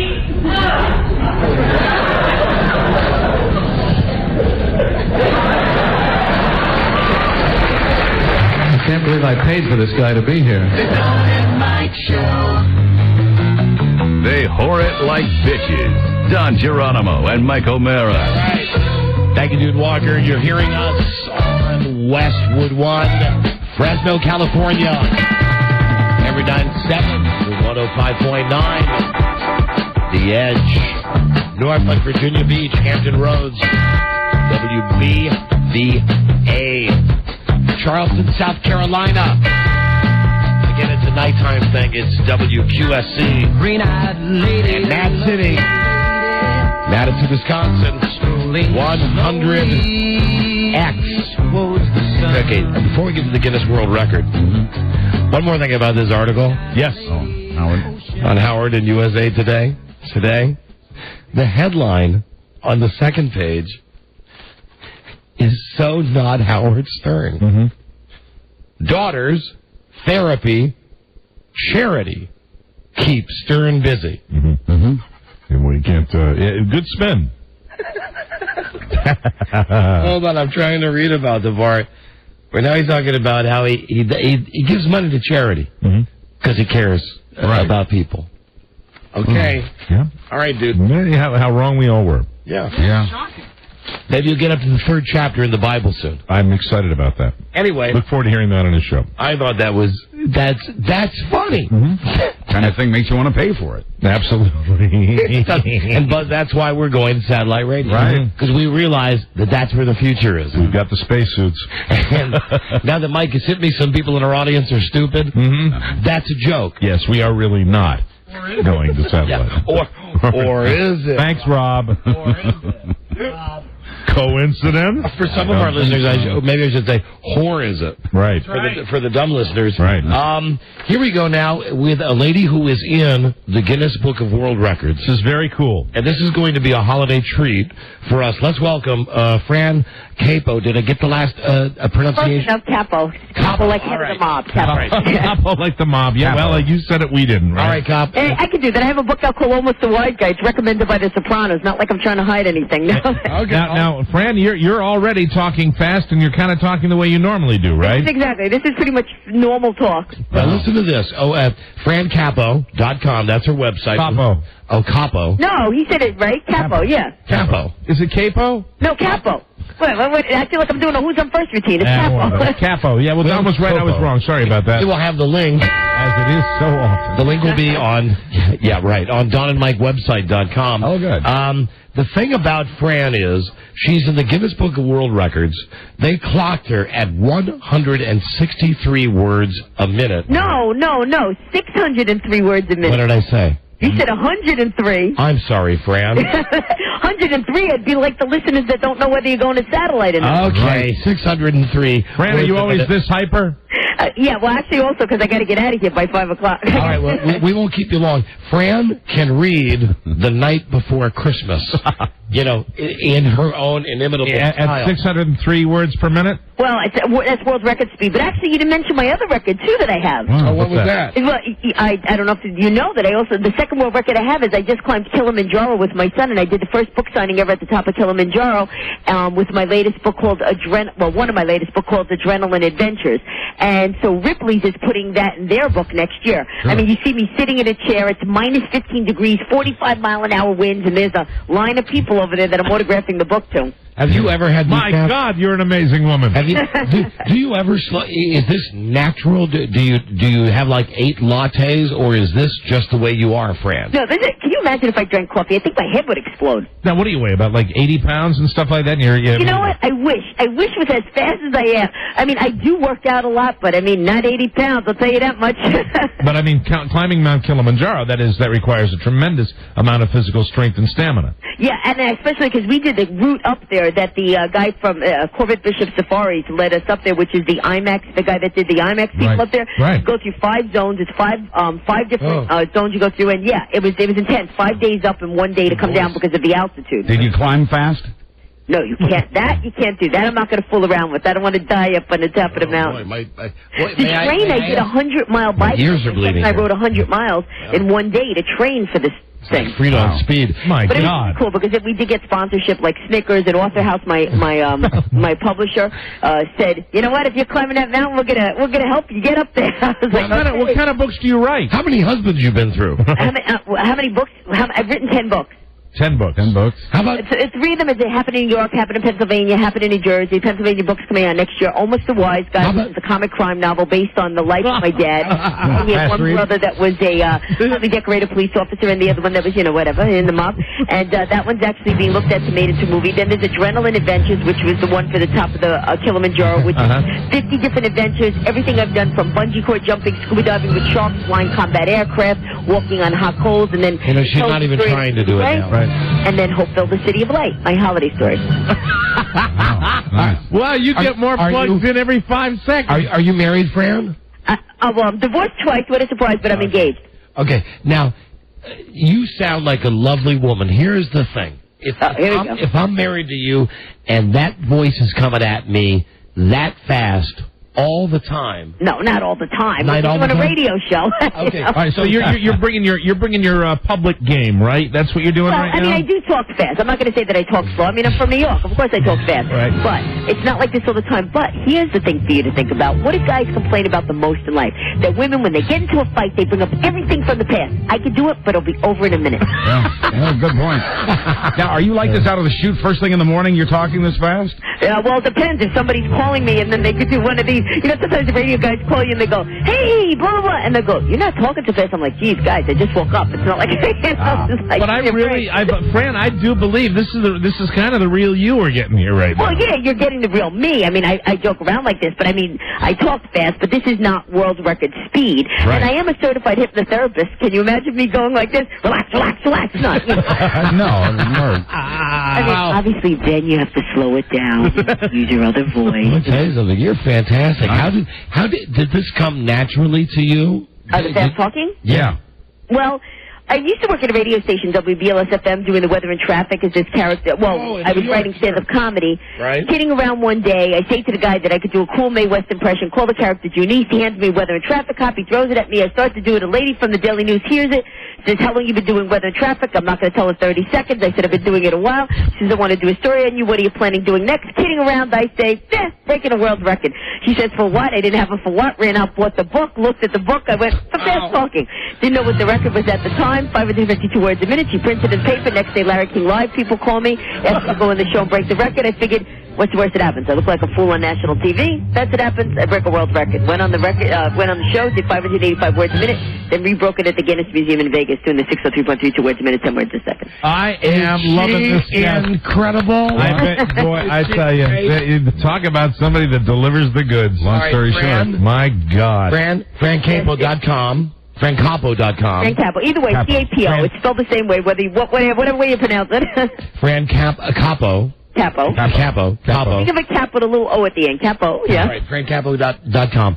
Would you please do the night before Christmas for us? It would be my pleasure. And try to approximate. Obviously, you probably can't do world record, but, give us the best you got. Okay, you ready? Yeah, we are. Here she is, Fran.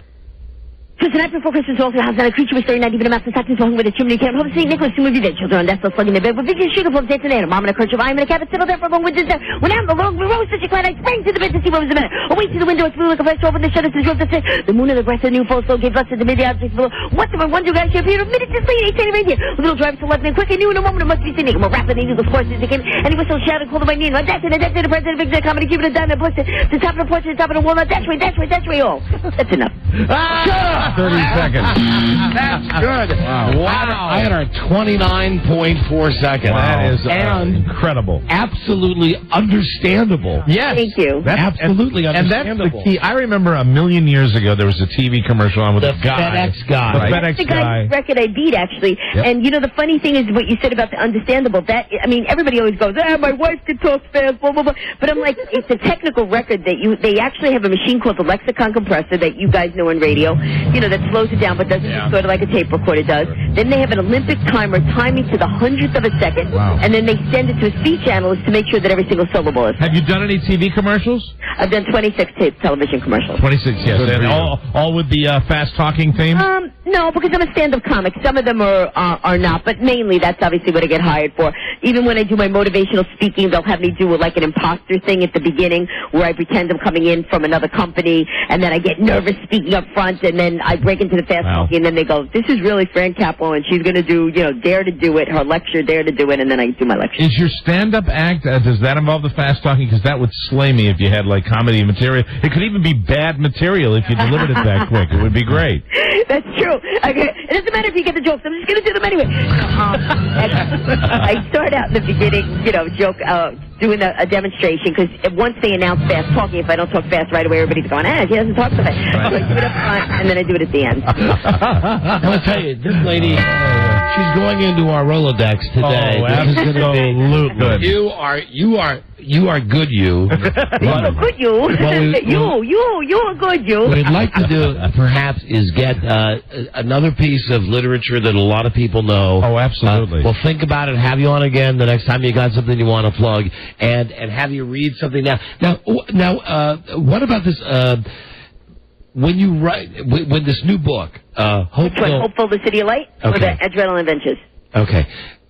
Hopeful, the City of Light. Would right. you ever go to a bookstore? Sometimes they have people do readings. I went to a bookstore once with Garrison Keillor. That big load was there. He was reading his book, and it was just painful to listen to because it was like, The Little House on the Prairie. Oh, no. Would you ever go to a bookstore and sign and read your books, but speed read part of your books? Well, that's funny that you say that because, I mean, joking around. I mean, look, I'm a stand-up, so I love to kid around with people. When I do my book signings, I never just do a book signing because, quite honestly, unless, like super famous, people are just going, who the hell is that person sitting over there? Right. So, basically, I always do like a 1 hour talk. I'll bring pictures of me signing, at the top of Kilimanjaro and tell the stories of, I mean, had a lot of crazy things. I've walked on hot coals and bungee cord jumping with them, all this stuff. So, but as a joke, I mean, I always do it at the end, but I've done a lot of pranks on people where, for example, obviously this is pre-9/11, I was sitting next to some woman on a plane and she was like, you talk pretty fast. And, I don't come out right away and go, yeah, hold the world record, so I said, well, I do talk fast. And then I told her, and she goes, do you want to play a joke on the passenger? She goes, I know the pilot. I was like, sure. So they had me do the connecting flight. Could you, just off the top of your head, just give us, 30 seconds? It was like this. It was kind of like, ladies and gentlemen, if you take out your boarding pass, we're going to do the connecting flights now. 71 to go to gate 53, 52 is going to 42, 43, never. And you are promoting your book. It's Hopeful, the City of Light. 30 seconds, can you tell us what's the book about? 30 seconds. Yeah, Okay, here's let's the challenge see. for you. Four people transform a small town with the angel of light helps them in a unusual way, and it's about basically a story of love, life, hope, and following your dreams. There, even went through that. Incredible. She got that very quickly. Fran, you're incredible. Now, last thing I want to ask you.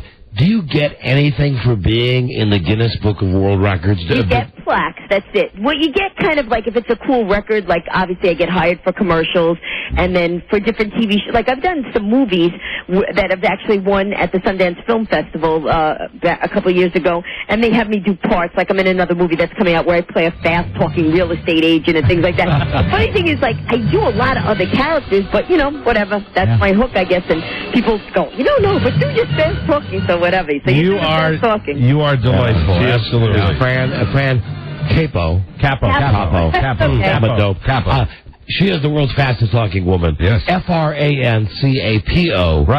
.com. We'd love to have you on again. Have a great holiday. I would love to, and if you give me your email, then I can let you guys know what I'm up to. Very good, Fran. We'd love to. Beth will give you that. Beth Ann will give you that. Hold on a second, please. Have a great holiday. Thank you. You too. Bye. All right, hold on. Do you know the best could be ahead of her? That guy whose record she broke, John Machito, he's now the announcer for Hollywood Squares. Really? Well, so she has that to look forward to. Someday. Only you would know that. He announces it. You see, I've told you about that. I get mad because he says goodnight, and it airs daytime around here. Okay, you have told that to me. You have. Charming woman, but can you imagine a long car trip with her? Can you imagine 5 minutes with her? Yeah. Can you imagine any trip not seeming long with her? Well, she's been married twice. There you go. We know how obnoxious people are that have been married twice. Hi, everybody. We have to break. Thank you, Fran. Be right back. This is the Don and Mike Show. Christmas is about resolving differences and seeing through the petty problems of family life. Yeah. And it's about my mother accusing your mother of buying cheap hot dogs, and your mother accusing my mother of waxing her upper lip, and then they don't speak. Your mother to each waxes other. her upper lip? She has for years. Doesn't show. The Don and Mike Show. I don't know what to say except it's Christmas and we're all in misery. Right. There you go. They will touch you in the place called the heart. Right. Don Geronimo and Mike O'Mara. We will grab your heart. Yeah. We'll rip it out of your chest. And we'll take a look at it while it's still beating. And I think that I see telephones just ringing. Hello, Don and Mike Show. Don and Mike. Yes, hello.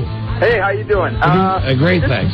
I just wanted to let you guys know, I listened to Jim Rome today, and he said he's going to be off next week, or the later in the year, like the 29th. Right. And guess who's going to host the show for him? Howard Stern reading the Bible. Nope.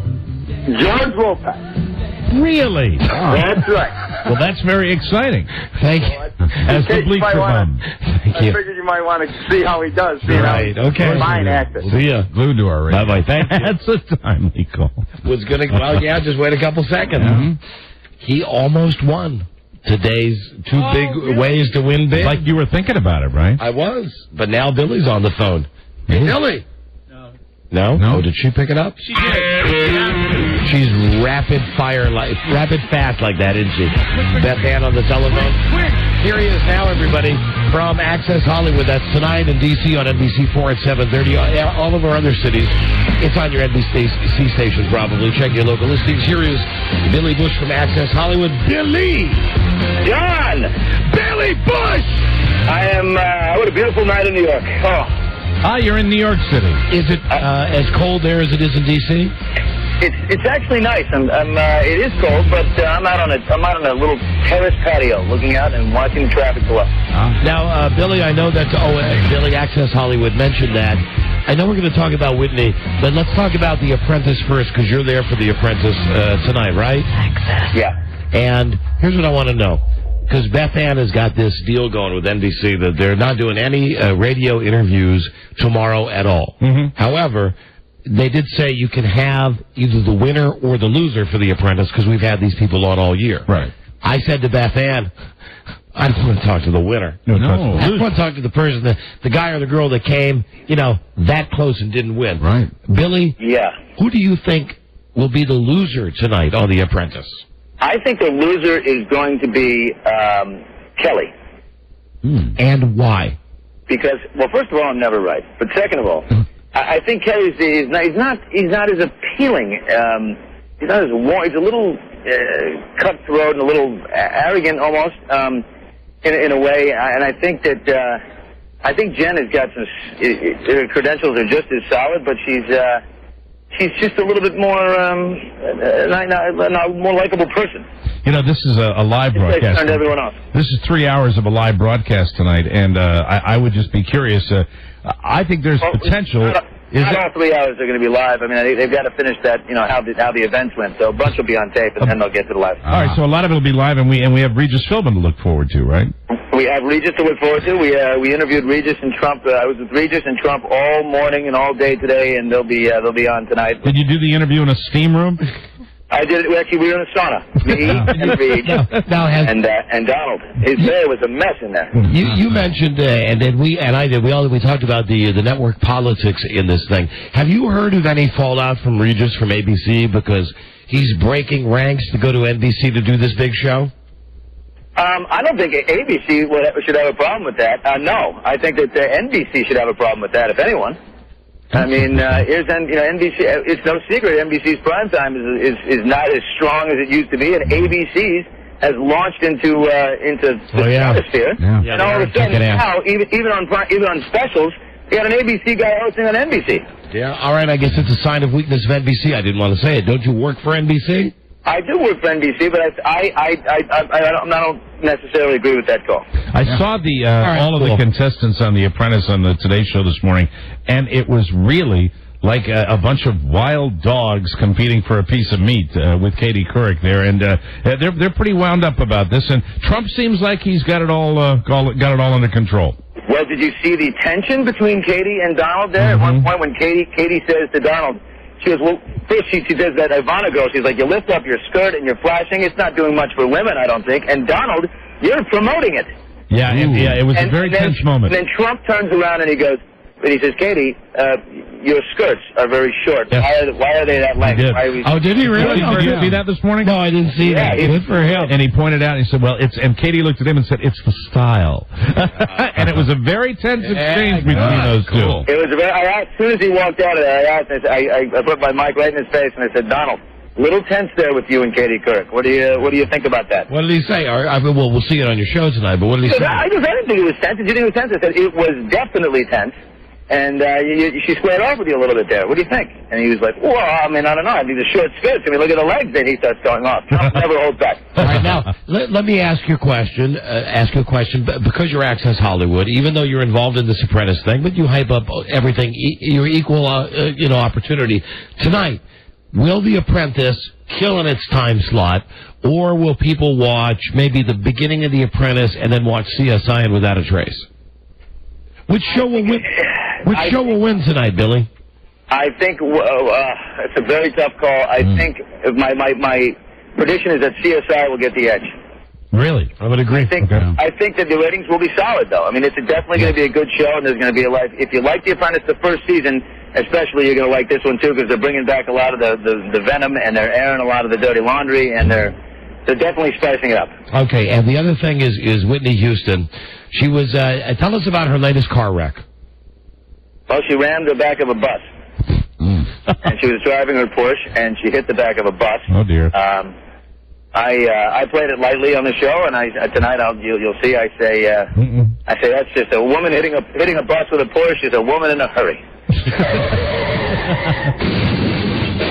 That's a nice way to handle it, Billy. Will you be showing a flattering photo of Whitney? Where Billy, what Frida showed me the other day is one of those. I think it was the Star, the tabloid, and it was celebrities without their makeup. And there was a picture of Whitney Houston, and I swear to God, she looked a little tired. She looked like a 60-year-old crack whore. She looked like Aunt Esther from Sanford and Son. Now that's something you'll never hear Billy say on Access Hollywood. I will not say that.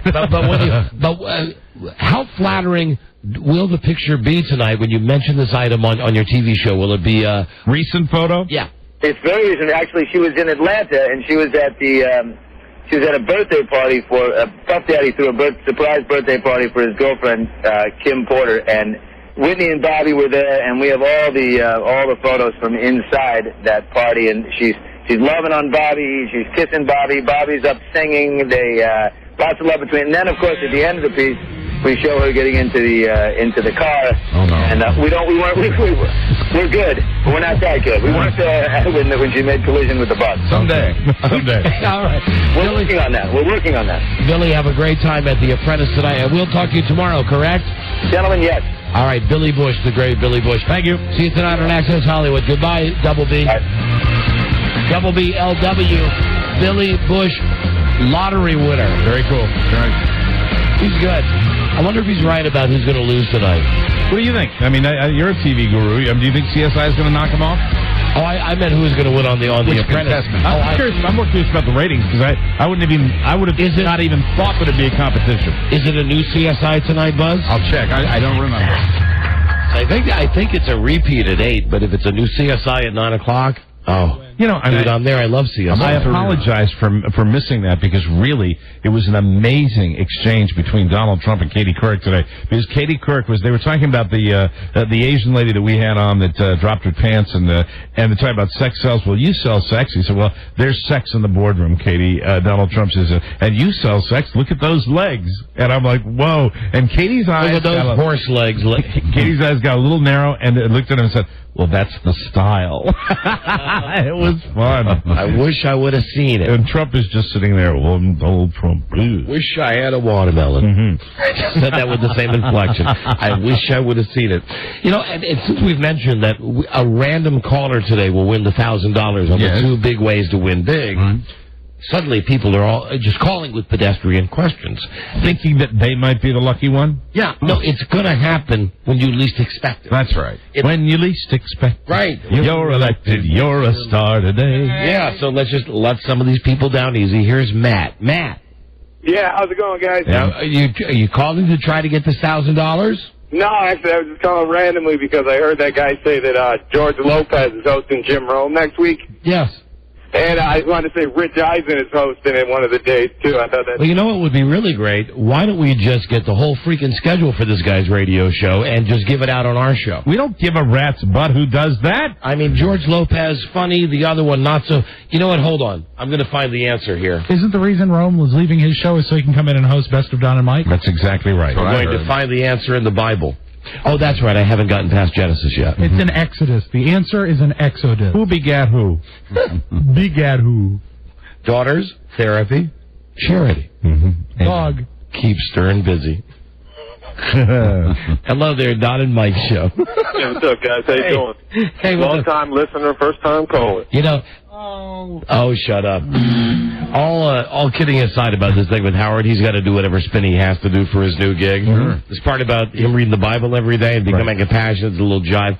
But this charity thing, you know, that's the prime directive you don't break. I mean, if you want to do stuff for charity, and I read that he does, the way you do it and the way Mike and I do it is you just do it, but you don't bring attention to yourself because then... Right. That's the way we've always done it. Then you're Jack Diamond. And now we're talking about it, so now we're not doing. Now we're breaking our own prime directive, so we can't talk about it. But we've not That's talked a total catch-22. But we've not talked about anything that we do. That's right. And I don't want to keep talking about it because it might slip out what we do, and so I don't want that to happen.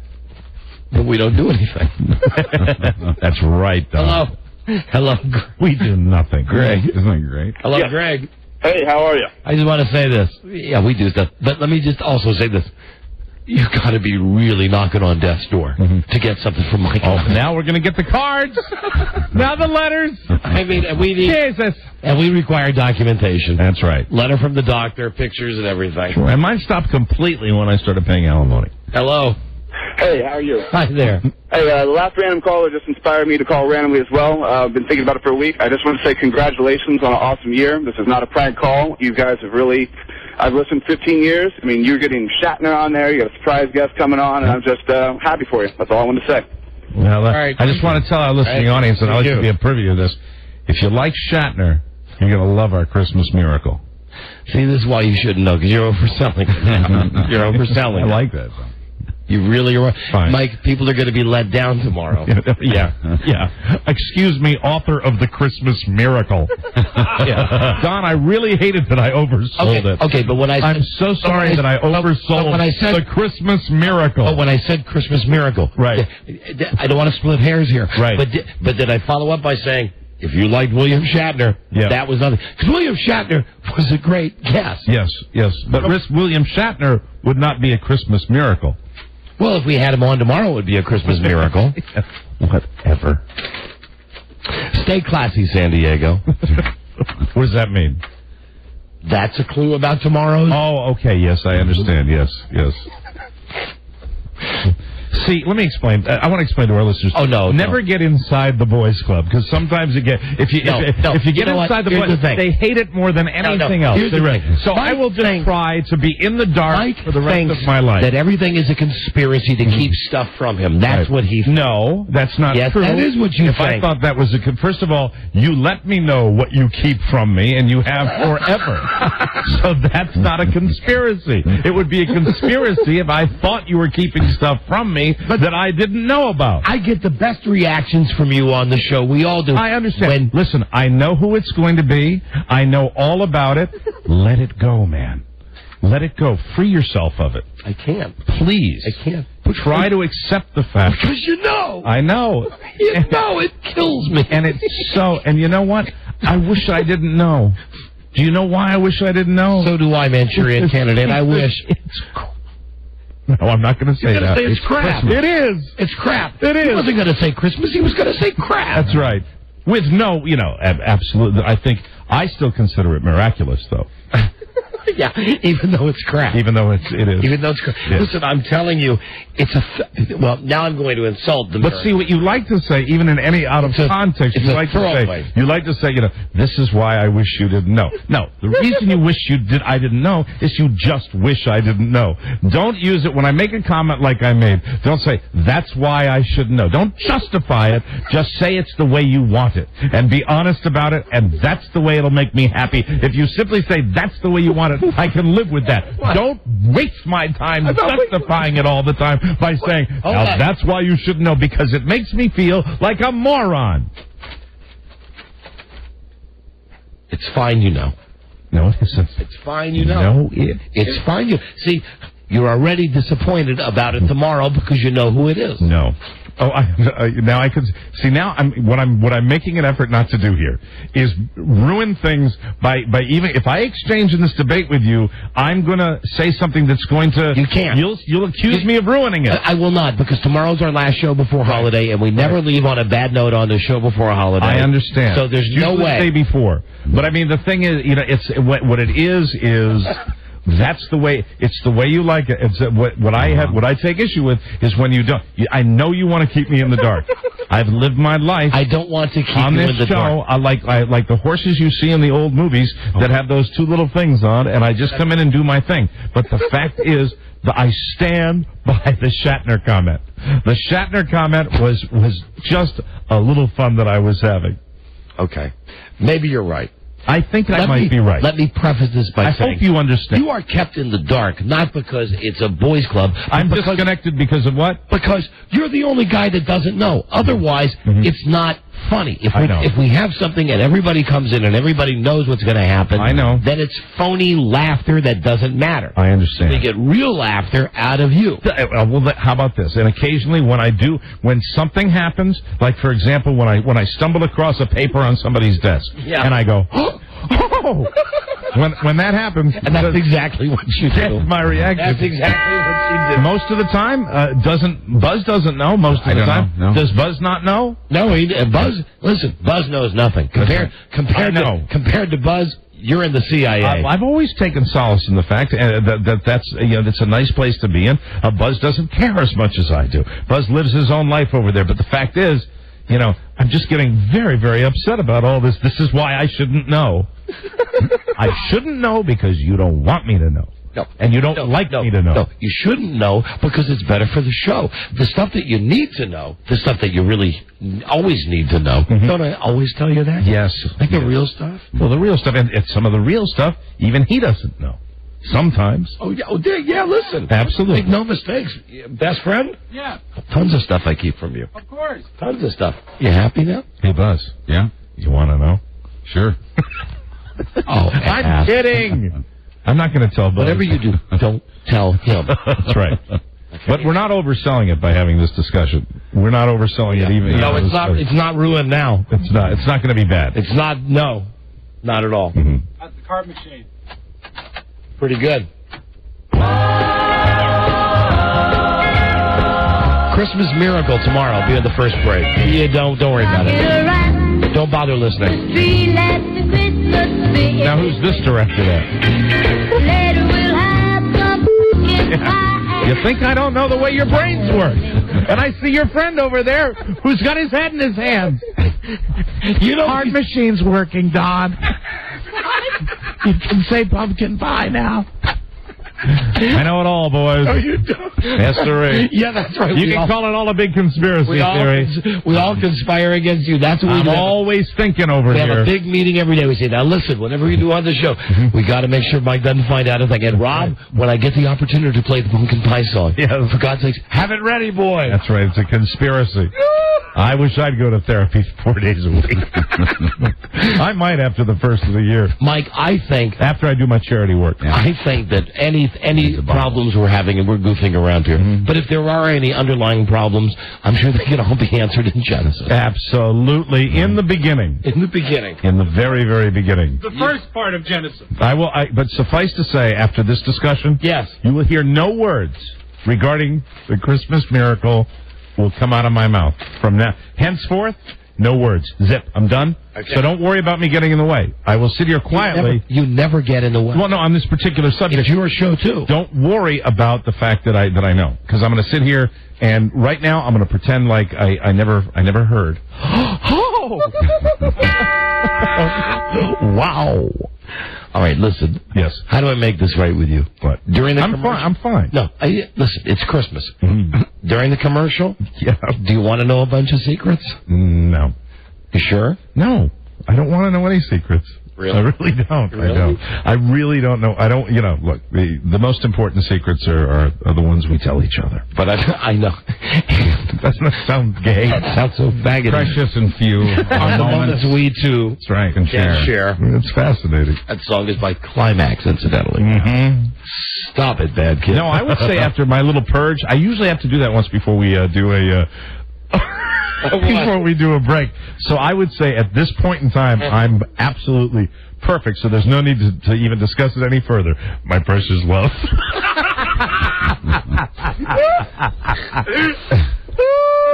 Oh, my God. I'm getting an aneurysm.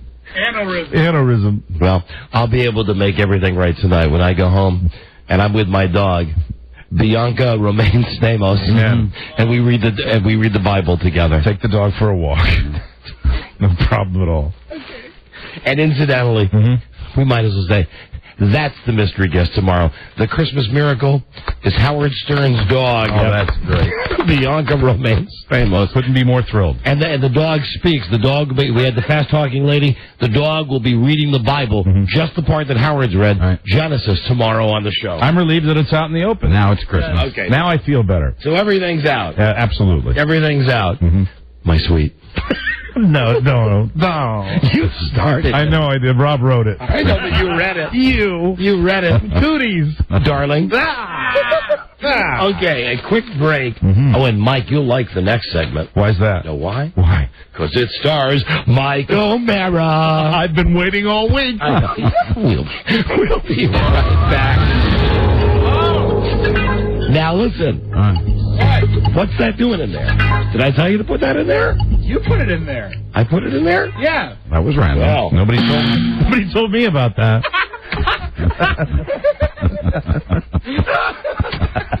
I was completely in the dark. Hey, Mike? Yeah. You want some radio thrills? Absolutely. Make it happen right here. Go ahead. Oops. Sorry. All right. Go ahead. Make it happen. Press the button. There you go. All right. We'll be right back. Oh, hell. Oh, really? You want me to? Really? Sure. Hello? Hello? This is Mike here. Yes, I just want to tell Don how he gets into the Christmas spirit. Hold on a second, sir. Before you go on, you don't have to say anything. You know why? Why's that? I've got some big news. Me, Mike, I've got some big news for you. Okay. You know what that is? No. You're our random caller. Come on. That's right, Don. Tell him what he's won. All right. It's $1,000. Come on. It's $1,000. He's telling you the truth, it's sir. $1,000. You guys are the best. No, I'm not the best. Mike's the best. Okay, Mike's the best. Oh, come on. You're both the best. You get one chance to do this, and this is the react. Just a little enthusiasm, please. That's the second day in a row. I don't want to say this. I would have got a better winner. Yeah, I know. No, I couldn't have done anything. This guy's a piece of spaghetti. Listen to this guy. Listen, you do win $1,000 because you're the random caller. Thanks a lot. You're very welcome. What's your name? My name's Bob. And Bob, where are you from? Canada. Bob? Yeah. Enjoy the what's the exchange rate? Now everybody's frowning. Give him $1,000 Canadian. It's only like $80. Everybody's frowning now. Well, it's because really I'm coming around on Canada. I really am. Thank you. I was Canada's last holdout. You know what you should do? You should use the $1,000 to buy a Bible. My friend, you. Oh, what is that? You know what that is? What? See what you've done to me now? Upset. See what you made me do? Look at see what you made me do? I know. I'll get the Pepsid. Acid stomach. Acid stomach. That's Uncle Ben pounding on the inside of my stomach saying, look what Mike has done to you. Oh, reflux is terrible. How is your ulcer? My poor boy. My poor boy. Go eat those pills. Go eat them right now during the break. Fast before we come back. $1,000 for you, and thanks a pantload, really, for listening. Thank you. You're very welcome. You're right, Mike. He sucks. Yeah, he did. He was an awful winner. But he gets the money nonetheless. Yeah, and something really special's coming up. I couldn't be more thrilled. Wow. Yeah. You're getting it all out today, aren't you? I am. This is always the day. It's always the day before we break. You are. We'll be back with, as I mentioned, Mike. Stop it. Spotlight on the comedy stylings of Mike. Please. America's most talented mimic and noted restaurateur. That's right. Oh, you go on and Look on. Around Cafe. Very good. All right, that's another year in the dark for me. We will be right back. This is the Don and Mike Show. You're on with the bum. Hey, can you believe Dion Bailey did it again? My man hit a three-pointer at the buzzer to win the game. Actually, Bum, I'm feeling kind of blue. Well, then change your shirt, Paul. Does anybody out there want to talk sports?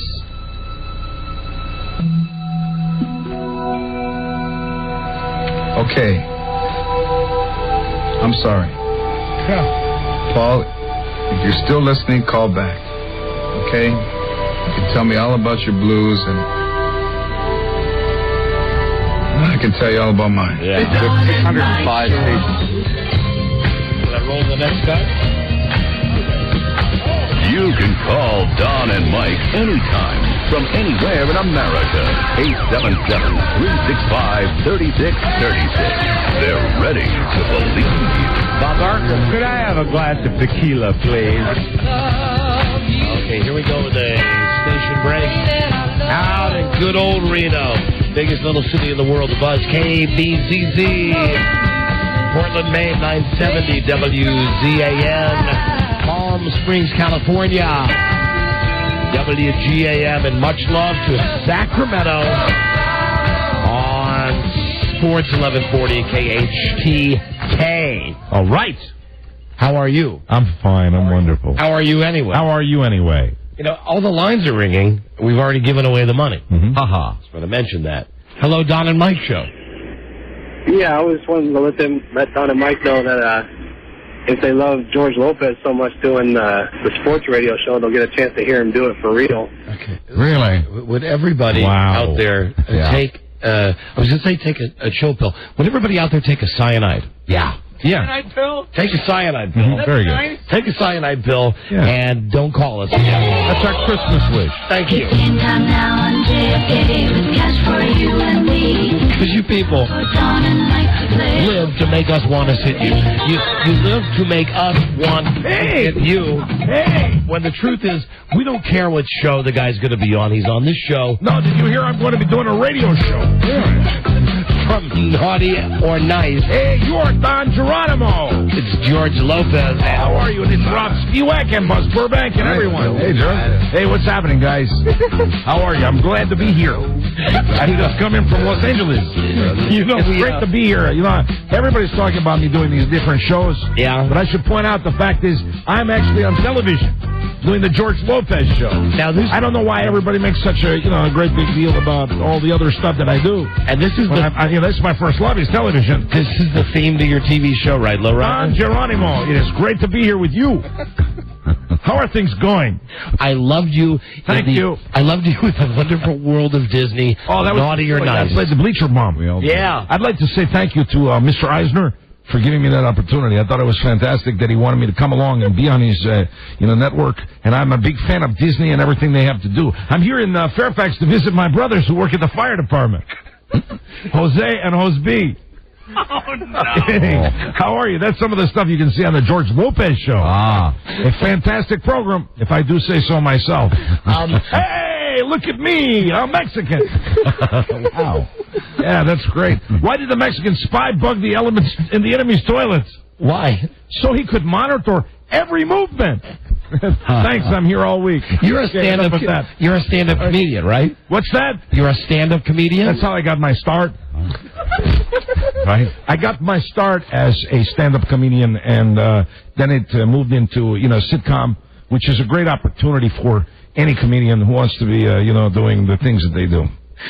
Right. I'm very happy to have this opportunity to be on stand-up. I'm happy to have the opportunity to be on my own television show, the George Lopez Show. You know, the show, as far as I can tell, it doesn't get any ratings. I don't know why it's still on TV. Bueno, I'd like to endorse the American Broadcasting Company, who have given me a great opportunity, along with Mr. Eisner at Buena Vista, who has delighted me with the opportunity to play the Bleacher Bum and stretch, what I'd like to say is stretch my chops as an actor.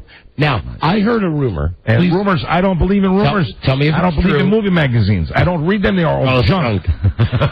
I heard that the only way you got the role... Buzz Burbank, how are you? Hey, good, George. I heard that the only way you got the role playing the shock jock on Naughty and Nice... The Bleacher Bum. You had to go to Michael Eisner's house and do some yard work. Now, that's the kind of stuff that you would... Hey, you're a good writer. I'd like to have you write for my show.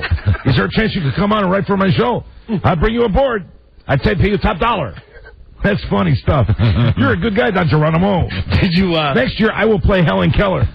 Wow. And how will you do that? Wow. There you go. I'd do that anyway. I don't think she was Hispanic. She wasn't Hispanic. Helen Keller wasn't. I'm not sure what she was. How could she? She couldn't tell anybody. Thank you. Rob Spiewak, a great American. Thank you, Rob Spiewak. Give me a break. I say that. Count the number of times you hear that on my show. Okay. Can you believe that? count the number of times you hear that on my show. Give me a break. What a crazy world this is. What's it like being Eisner's number one bitch? It's fantastic. He's a good guy. If I could take this opportunity to say to everybody at Buena Vista and Disney, thanks so much for the opportunities, Mr. Eisner. You're a good man. And I would say, seriously, walk into his office and he said, this is the job for you. I'd like you to stretch your chops as a dramatic actor. I said, Mijo, what an incredible opportunity this is. It doesn't leave enough time to watch soccer, though. Yeah. Well, don't you get that one? Yes. Of course I do. You talking to me? No, I Mijo. Oh, listen. Yeah, Don Geronimo. Here you are. I was listening to you earlier when you were having trouble with your family. Yeah. You should sit down and put pen to paper and make that some kind of a thing that you could do with your wife on a sitcom, because those are funny scenarios, like your son sleeping and also her with the families going to the 5 houses, and then you could get drunk, and then at the end you could just say they accidentally left you at one of your neighbors' houses, and you could say, give me a break. Amigo. Here's a clip of you with Michael Eisner. Oh, very good. Hello, Michael Eisner, head of Walt Disney. Original family programs and movies are the cornerstone of entertainment. He is a great man. World. Now, wait till you come on here. Joining us now is the star of tonight's special holiday movie and his own hit series here on ABC, George Lopez. Hi, George. Hi, Michael. Thanks for inviting me. You know, Disney and I go way back. Now, but that is the truth. Disney and I do go way back, way back a long time when I was actually working for Mr. Eisner. Now, what did you do at that time? I provided him with all of his produce. You get it? Yes. You need some more oranges, Mr. Eisner? There we go. The George Lopez show is better than my first show, the Tijuana Donkey Show. Have you got that one? Have you ever You've heard of that, right? Where people come across the border and they actually enjoy the shows with donkeys? I was in Mexico last year on vacation. Congratulations. I'm glad you made it back. Wanted to find a donkey sex show to go to. That's great. I hope you're, really, the thing is, can I be serious for a moment? George Lopez, sure. These shows that you do are very much too mean. Really? And the spirit of the show that I did with the George Lopez starring in the Naughty or Nice. When you were the bleacher bum? Everybody should be nicer. Now, would you like some illegal fireworks? Come on now, you'd like that, I'm sure you would. But it's great to be here, and it's great there. And I hope you don't hate me for doing that show, Naughty or Nice, because I heard you talking about it. Listen, I heard you saying it was very phony, that could never happen. Huh. And of course, it is a little unbelievable to actually get the ratings in 3 days. Yeah. Mijo! Wow, this is incredible. They've gone down. I've lost half my audience in 3 days. What am I going to do, Don Geronimo? Thank you for the opportunity to come by and do this show. I slipped for a second there. If I slip, I get a thicker accent. Can I? That's very dangerous for me. I have something that I want to ask you. It's of a private type of... personal question? Go ahead. Okay, I thought something else was going on there. My performance was as uneven as my complexion with my pockmarks. Very, very dangerous. That's what I thought was going on. I'm sorry about that. Thanks so much. I wanted to know, downstairs. Yes. On the QT. What are you talking about downstairs? In the garage. In the garage? Did you clean my car? Oh, yes. It's all taken care of. I appreciate that. Your humor is fantastic. We will have you right for George Lopez. I am not kidding. But you are whispering, but it's going out to millions of people. Be careful, or in just a few hours, you could lose half your listening audience. Wouldn't that be amazing? But then you'd get them all back when the dead kid with cancer comes to you in your dreams. Sadly, you are missing 2 hubcaps. There, we're all doing all the stereotypical humor that people are craving from the George Lopez show. Viva la Eisner. George? Arriba. I have bad news for you. What is that? Immigration's here. Oh, no. I better run. Oh, you guys are crazy. Give me a break. Okay. Can I speak on behalf of all Mexican Americans? Sure. German Americans? Cut that out. You're going to have to play Rob Spielweig's favorite song. The hyphen. Aren't we all really Americans when you add it right up? On behalf of all Americans. Yes. Can I say? Yes. I don't care if you're Mexican. Right. I don't care if you're Martian. About time. You suck. And your show sucks. And you're there because you're a token. You happen to be a Hispanic guy who had a modicum of success doing stand-up, and now you're just watered down, and you're the guy that ABC throws on TV, and they say, okay, you know what? You want a Mexican guy? Here he is. Okay, you want to talk turkey now? Yeah. You want to really talk turkey? Let's do it. Because I'm really going to bring something up. I think I'm the best that's come along in quite some time. And who would you rather have? I'm going to give you a choice, me or Paul Rodriguez. Oh. You know what? All right. You know, we're the only ones left. That's the way it works right now. The only thing you have left is Speedy Gonzales, that stupid cartoon show. Yeah. And that road wouldn't work for anybody. And I am second in popularity to him. You've hurt me. You cut me to the quick. I'm doing the very best I can to feed my family. And here you are, sitting on your throne, on the radio throne, putting me down and saying I suck. Didn't you just buy a brand new Adobe in Beverly Hills? I love it. It's beautiful. Come over. You'll enjoy it, okay? Freddie Prinze has passed, regretfully. Yes. Someone has to carry the mantle. Oh, what about Freddie Prinze Jr.? He is actually not qualified. Why? Because he does not like the realm of comedy as much as I do. I do the more Freddie Prinze type of humor. Right. And I only wish that Jack Albertson, who played the man, was still alive. He would be better than some of the lousy character actors and actresses I have on my show. You know, Would you like to come on my show? I understand that you have broken up relationships with Leah Remini. I have.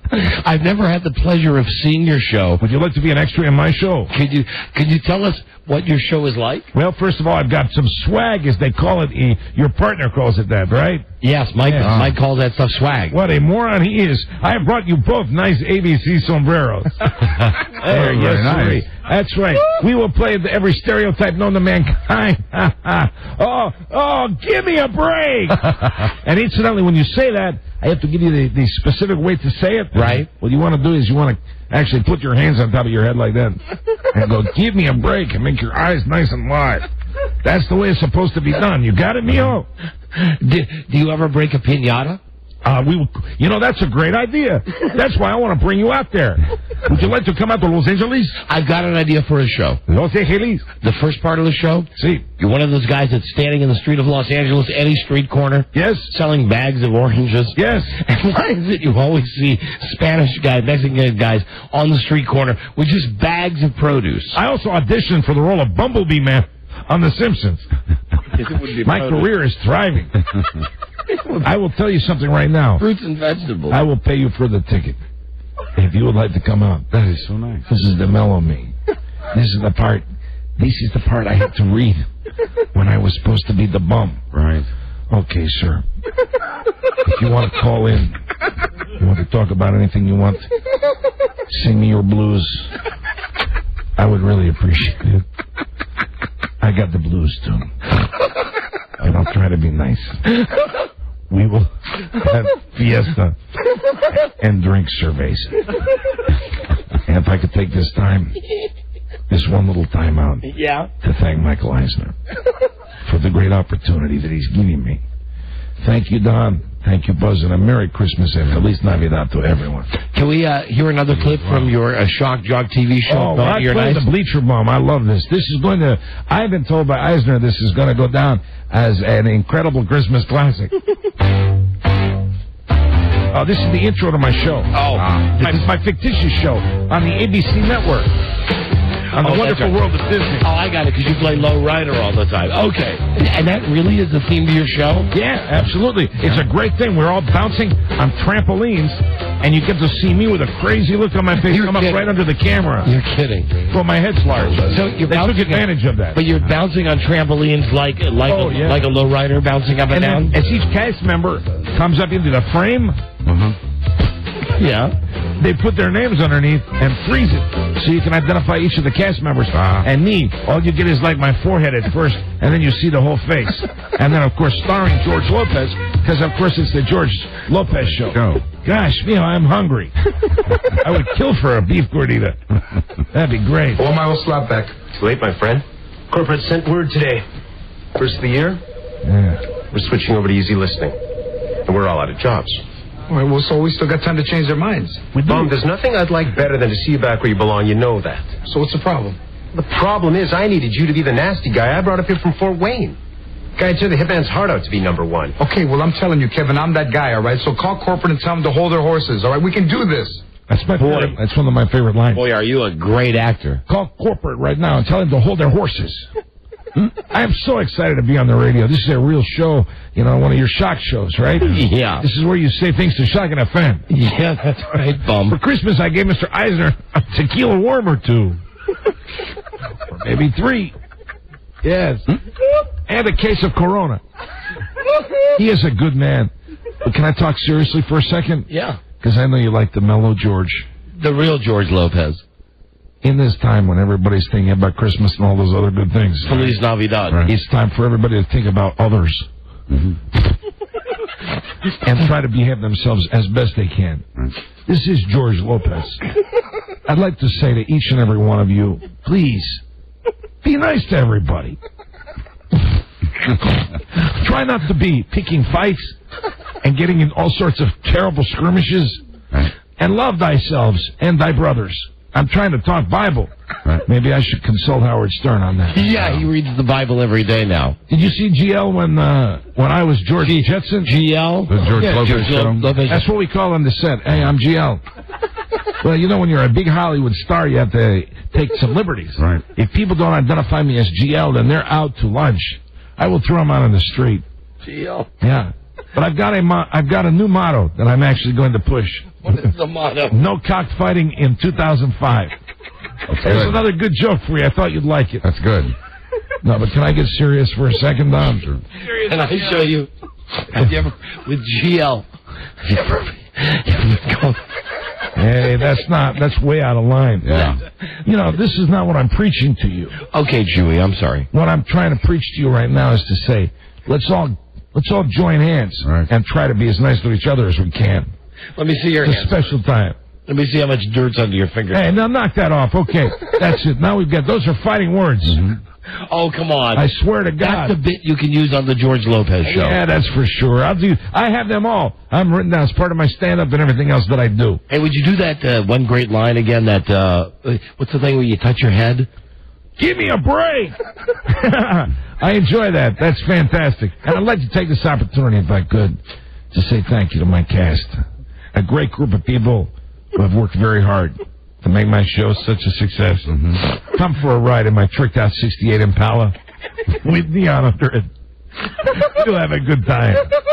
That'll be the new George Lopez show coming up. It should be lots of fun. Well, Bleacher Bum. Bleacher Bum, yes, sirree. Hey, call me back. Tell me about your blues. I would like to hear all about everyone's blues. Would you share your blues with me? Bueno. George, it's me, Michael, the dead kid. Yes. Oh, I'm so sorry. I thought you were living. Give me a break. Oh, man. Get out of my dreams, kid. For Christmas, I will buy you a gold tooth. We're going to play the game now. We have a challenger. We need we need 2 challengers this week. I enjoy games. 877-365-3636. That's the number if you want to play Lopez Jeopardy. Yeah. Give me a break. This is the Don and Mike Show. We ain't got no badges. We don't need no badges. I don't have to show you any stinking badges. The Don and Mike Show. Bueno, ding dong diddly dia, senor. Crazy in the head and crazy in the bed. Don and Mike. Yeah. Bueno, ding dong diddly dia, senor. Jose Feliciano. We're back with GL. Thanks.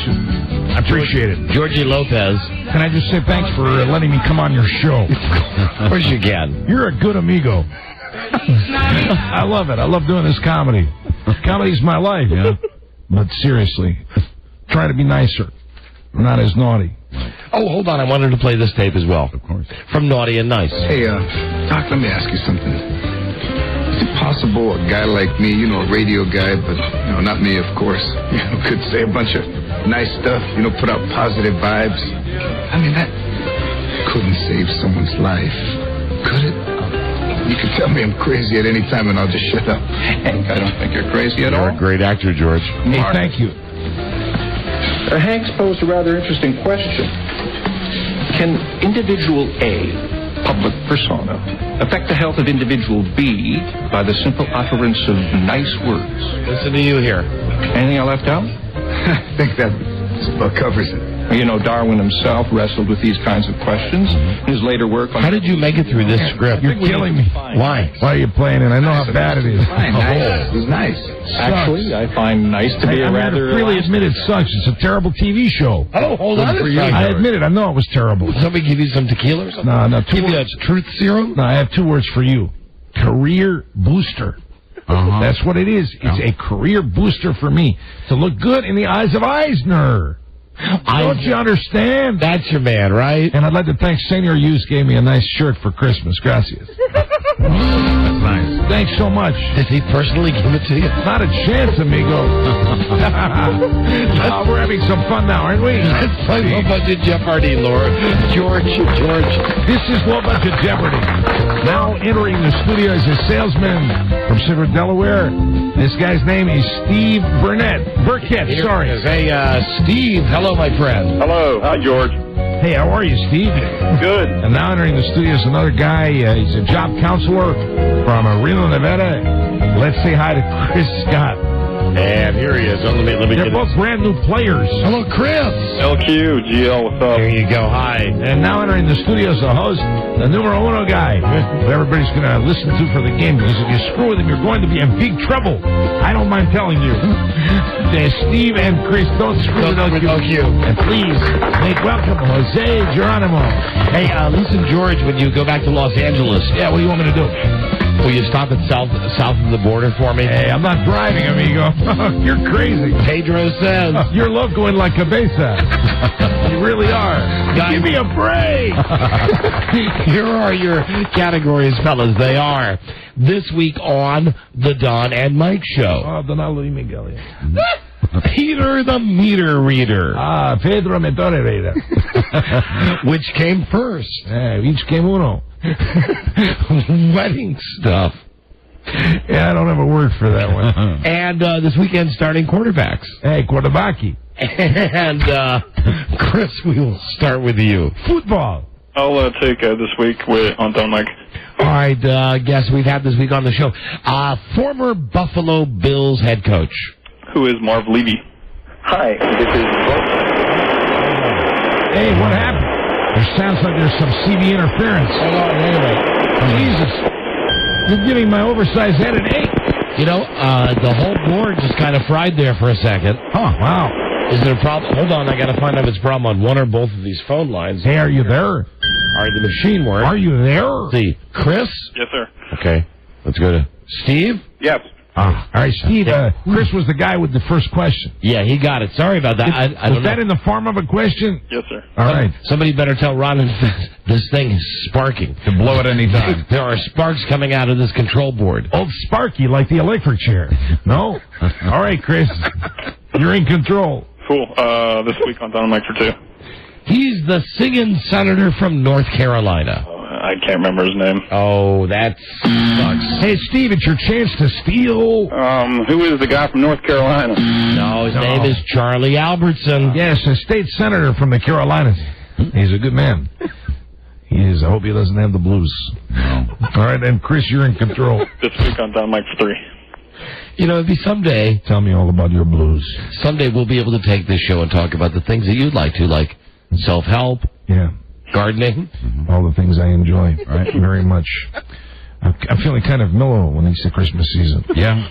Do you understand me, Don? Yes, I do. Thank you, amigo. Okay. Okay, Chris, how about selecting again for us? For 3, here we go. On the show this week, lovely TV gal from Los Angeles. Yeah, it's that girl. It's that girl. I like her so bad. Hey, Steve, it's your chance to steal. Who is Katie Couric? Oh, no. Lisa Joyner. Lisa Marie Joyner. Join me, yes. My sister loves to shop. Give me a break. Chris, you're in control. How about starting QBs for 1? Here we go. This weekend, starting quarterbacks in the NFL. Oh, and how great is it? 3 games Saturday, all the games Sunday, Sunday night, Monday night. Oh, Christ. Thank you, Jesus. Happy birthday, Jesus. Starting this weekend for your San Diego Chargers. Who is Drew Brees? Right. $1 for Chris. Way to go. You're doing well. Slow it again, please. QBs for 2. Starting this weekend for your Tampa Bay Buccaneers. Who is Brian Greasy? Right again. $2 for you, Chris. Well, let's nice close that going. out. You're doing all right, eh? For 3. Starting this weekend for your Chicago Bears. Who is Jeff George? Oh, negative. Steve, it's your chance to steal. Gotcha. Chad Hutchinson. That's obscure. Chris, you're in control. Let's go with wedding stuff, please. After the game, I will take a siesta. Okay, wedding. Wedding stuff.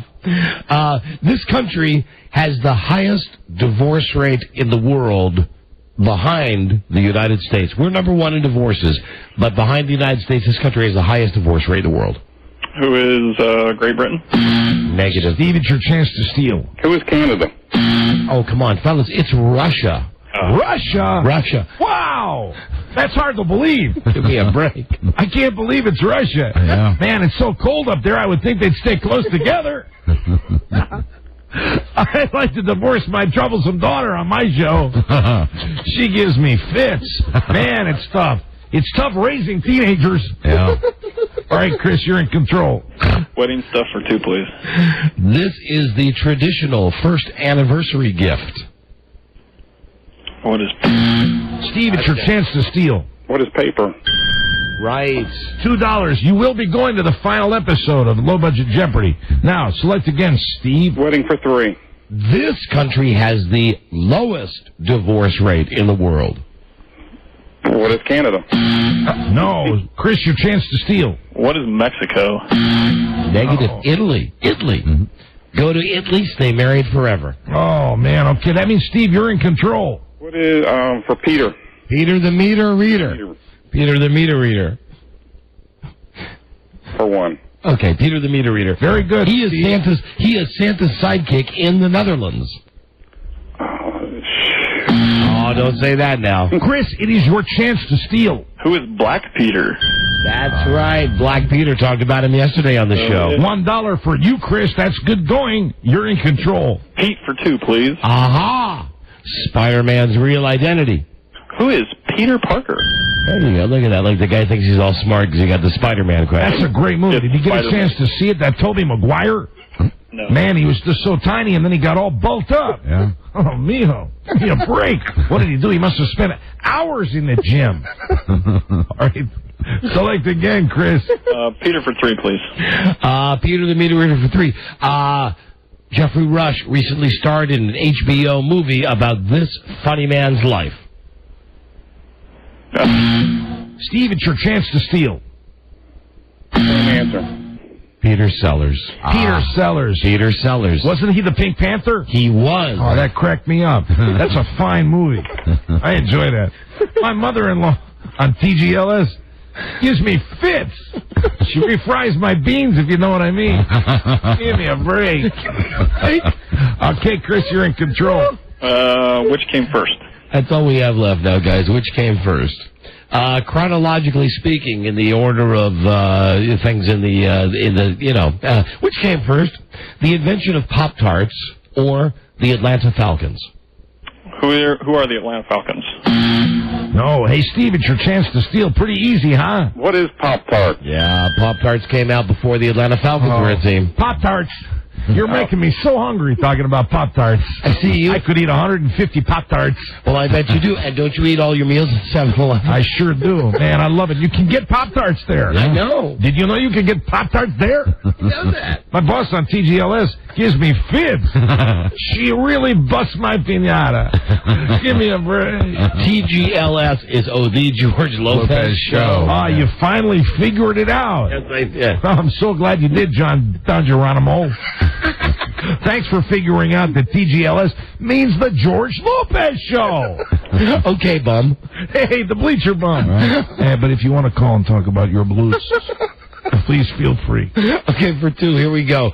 Which came first, boys? Who's in control here, George? Chris has $7, Steve has 3, and Steve is now in control of the board. All right, Steve, which came first? The toothbrush or the hairbrush? What is the toothbrush? Negative. Chris, your chance to steal. What is the hairbrush? Right. How about that? What was the dollar value? 2? That was dos. $2. $2 for you, Chris, and this is the last question on the board, right? There was some joke. We had some groaner, and anyway, the tagline was R dos D dos. Those Ditos. Yeah. Hey, that's pretty good. You try to work the Hispanic thing in. Yeah. That's great. Just remember, ABC, always be comedy. That's the way I look at it. All right, now, Chris, hey, listen, you're leading, but if you don't win, you might have the blues. Yeah. So select and ready to rock. Here's the last question. Which came first for 3? Which came first? MTV or cellular telephones? What is MTV?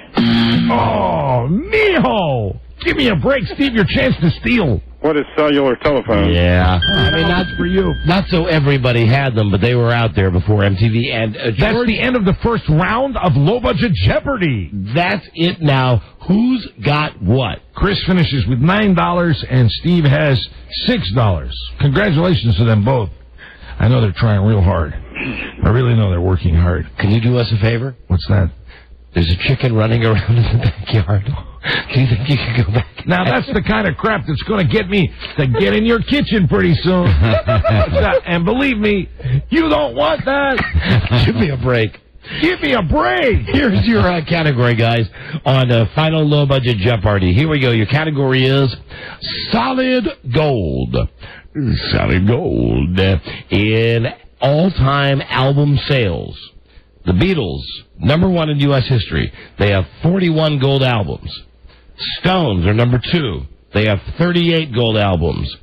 This band is #3 in all-time American sales with 25 gold albums.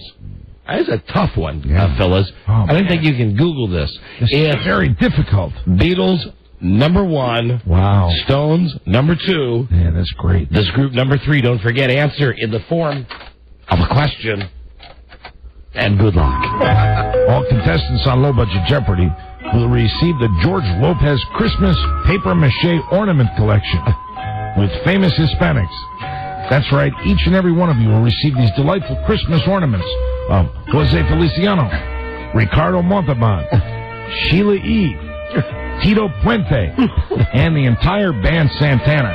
And you'll love decorating your tree with my collection of Menudo lights and my special Los Lobos tinsel. And a fabulous Jimmy Smith centerpiece. I'll even throw in a tiny Jennifer Lopez angel. Give me a break. Now back to Final Low Budget Jeopardy. All right, here we go. Solid gold. Beatles #1 with 41 gold albums.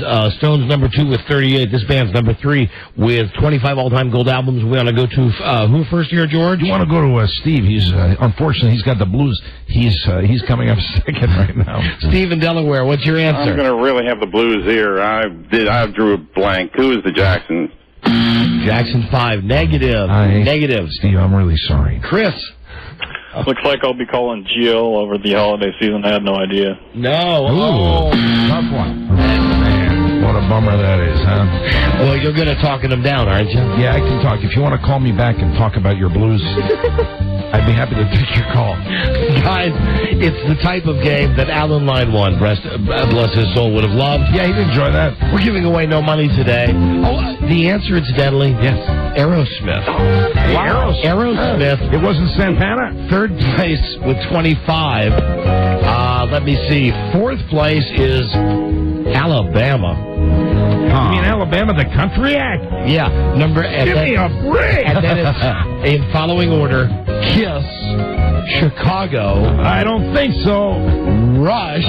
Really? The Beach Boys. The Beach Boys. I like them. And AC/DC. Yeah, even Los Amigos hang out by the beach. You know what I mean, Don? Not Geronimo. I know it. And you wear the white beaters, don't you? Absolutely. I'm glad you picked up on that. And all the gold chains. And listen, it is time to say adios. Adios. To these guys. Chris, Steve, don't go mad. Don't go away mad. Just go away. Here is George Lopez. Tell you what you want. George. All right, boys. This might chase away your blues. Yeah. This is something maybe I could use. It's $500 in laser loot from Georgetown Laser Hair Removal.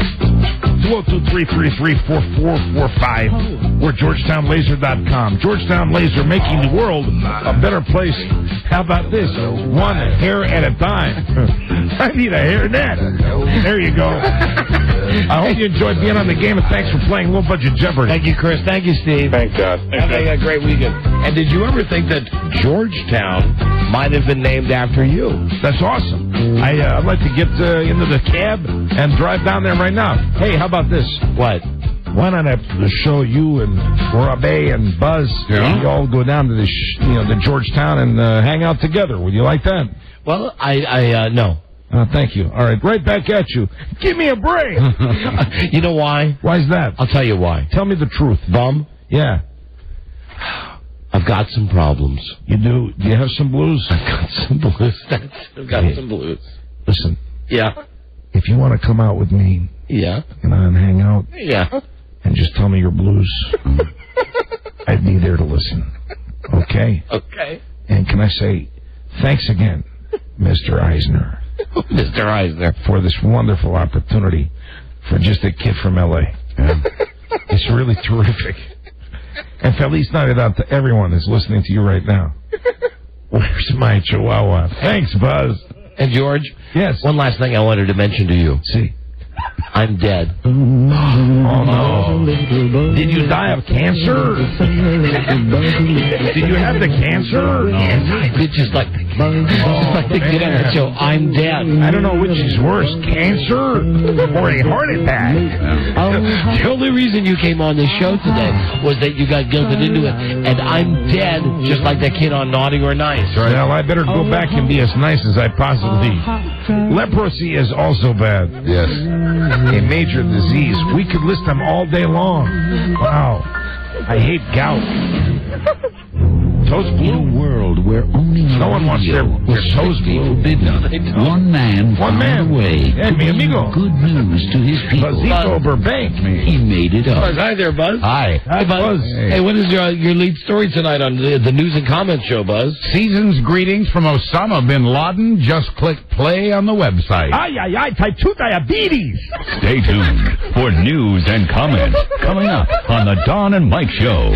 Thank you. George, always remember, never forget, Low Budget Jeopardy is a production of Malone Incorporated and is distributed by that King World. Good luck with your madres-in-law. Thank you. I hope you two have a good Christmas. Feliz Navidad, and now I've got to get out of here. Hey, I hope my head fits through the door. I hope the stupid sound effect. There's that phony door. Goodbye. Hey, look, I'm still here. At least you've admitted it's a phony door, and you're here after the phony door played. I'm just going to totally ignore it now. I'm never going to pay attention to it no more. Oh. How you guys been?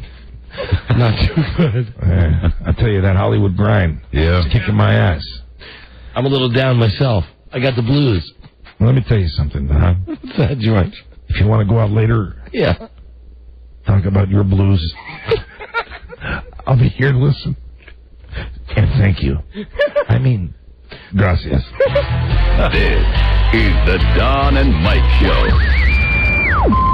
What's the word from Planet Crackpot? The Don and Mike Show. What's the word from Planet Crackpot?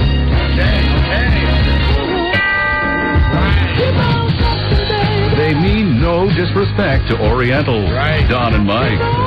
For everything official about our show, we finally have an official website, DonandMikeWebsite.com. Daily audio downloads, daily logs, pictures, fantasy football, everything's there. Time for Buzz's News and Comments now. Buzz is brought to you by Smoke Break. Hey, smokers. This is good. Smoke. Break the nasty habit without gaining weight. Smoke Break, revolutionary tablet for smokers. Get it now at fine retailers. Here's Buzz. Hi, Buzz. Hi, Don and Mike. Hi. Osama bin Laden. You remember him, guy who attacked the Pentagon, World Trade Center? Oh, yeah. Still out there at his mountain retreat in Afghanistan? Yeah. Well, with the Iraq thing getting all the pub, bin Laden slipped into a kind of Kim Cattrall level of celebrity, so he's out with a new tape.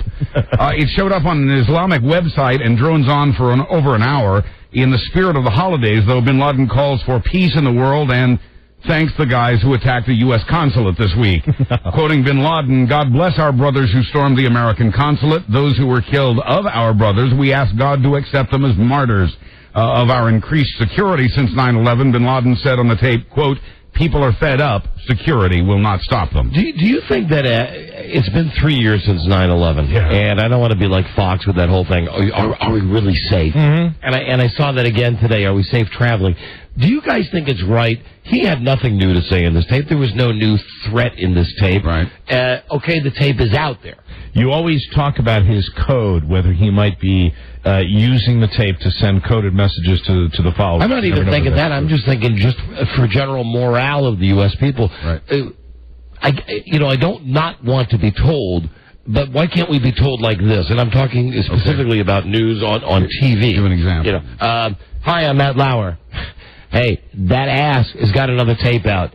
It's more of the same rhetoric. If it was important, we'd let you know. Right. And I agree. Why make it widespread? Here's what's happening with how Walmart is controlling the country. Mm-hmm. Move right into the next story. Make him just like a second-tier celebrity. Yeah, because what you're giving him, it's almost like the morons that call this show and want to argue with us and want to stay on the line for 20 minutes. A lot of times we give them to that.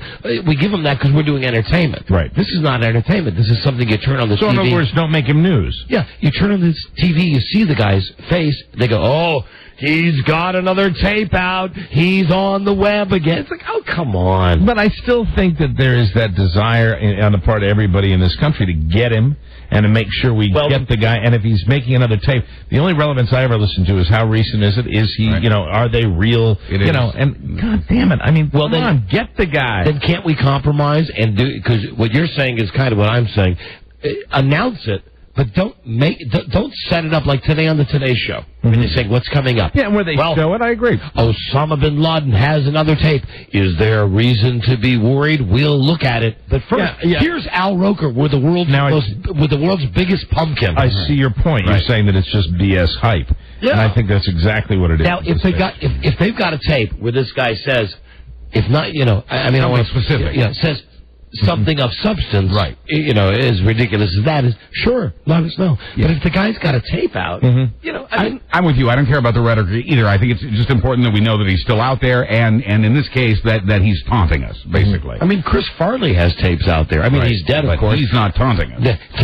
I see those ads all the time, and I wonder how Adam Sandler and Will Ferrell feel about when they're splotched into that ad, which obviously they had to agree to, where they go, it's the best of the deceased, Chris Farley, plus still alive, Will Ferrell and Adam Sandler. They happen to still be alive. Yeah, right. Special appearance by Osama bin Laden. The U.S. military is not only facing increasing resistance from enemy soldiers, it's facing increasing resistance from its own soldiers.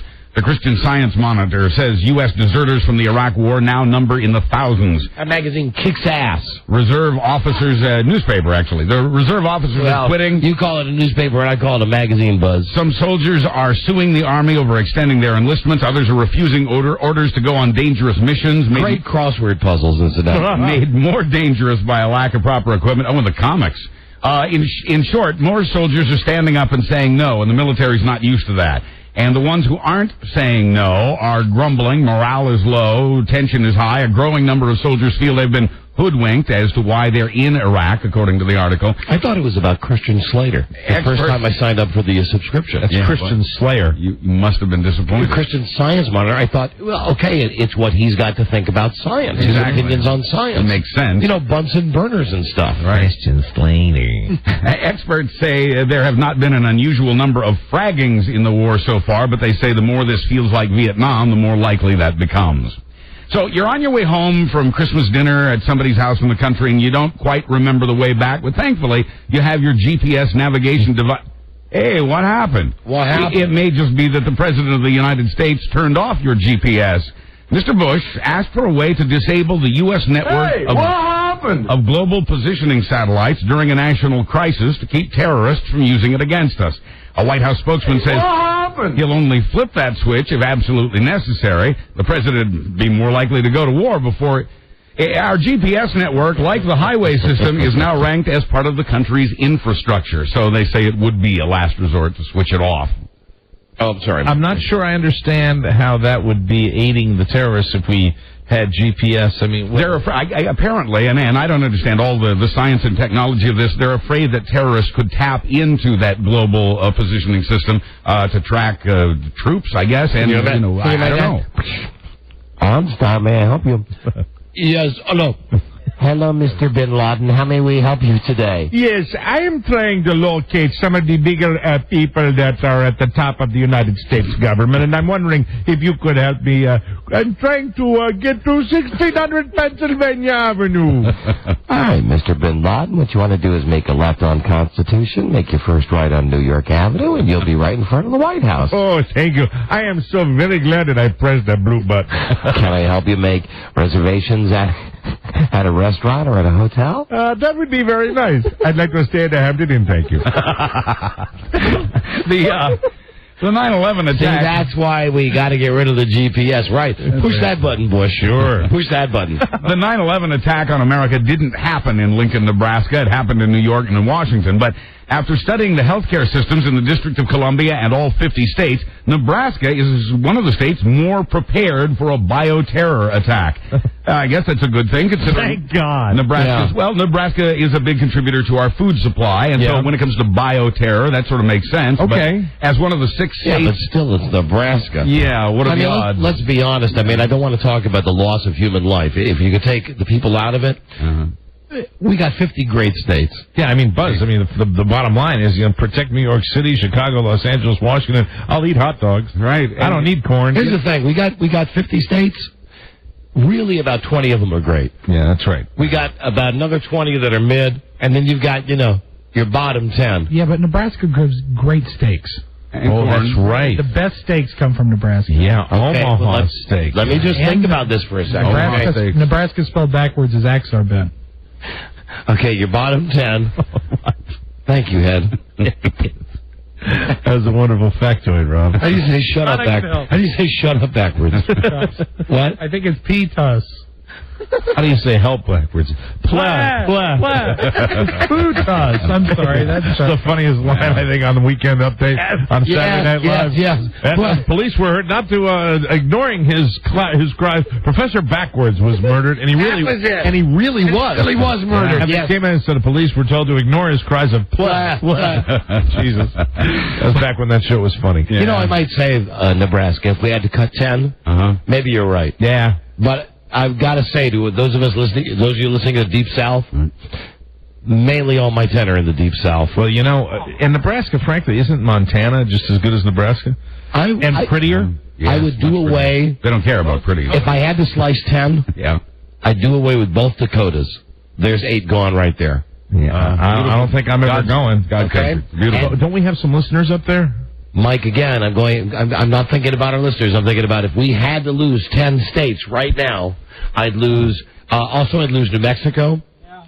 Let me say, Alabama, your history. Arizona?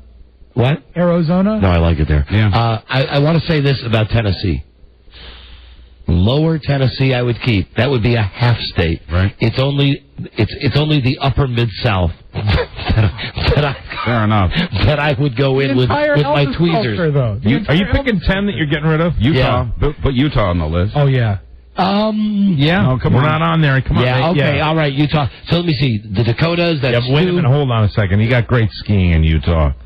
You really do. Mike, I don't go to care. Montana for that. Okay, so you've got both Dakotas. Colorado. Then you've got Alabama. All the A's are going to be there. Arkansas, I'm getting rid of that. I'm getting rid of half of Tennessee. Oklahoma. Well, as long as we can keep the musical. I might want to keep Oklahoma. Why? Yeah. We've been. Oh, that's right. We went to Tulsa. You remember? It's on the list. Yep. Okay. So now we've got at least 6 gone. Mm-hmm. God, no offense to all the people that listen to us in northern New England. But it'd just be easier just to flick them off like a booger or something. Oh, okay. Don't you dare. Vermont, New Hampshire. Oh, no. Okay. I'm just talking if we had to cut down from 50 to 40. How about Wisconsin? How about you take a piece of cheese and shove it where the sun don't shine? Now you're getting personal. Oh, okay? that's right. That's how I feel about New England. Okay, but just pick one, though. If you had to pick one state out of New England to save, what would it be? To save? Yes. Well, it would have to be Maine. Okay, then there you go. Maine's safe. Connecticut? Your mom would have to be airlifted to Maine, Mike. Vermont, New Hampshire, nice. Mom, get out of there.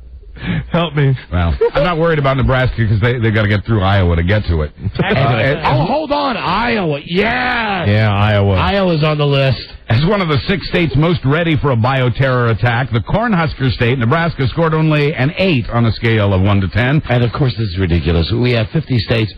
We really only need to get rid of 1 or 2. Mm-hmm. Alabama and Arkansas. Thank you. None of our 50 states has scored a perfect 10. And listen, even Arkansas is okay. Mm-hmm. It's just Alabama.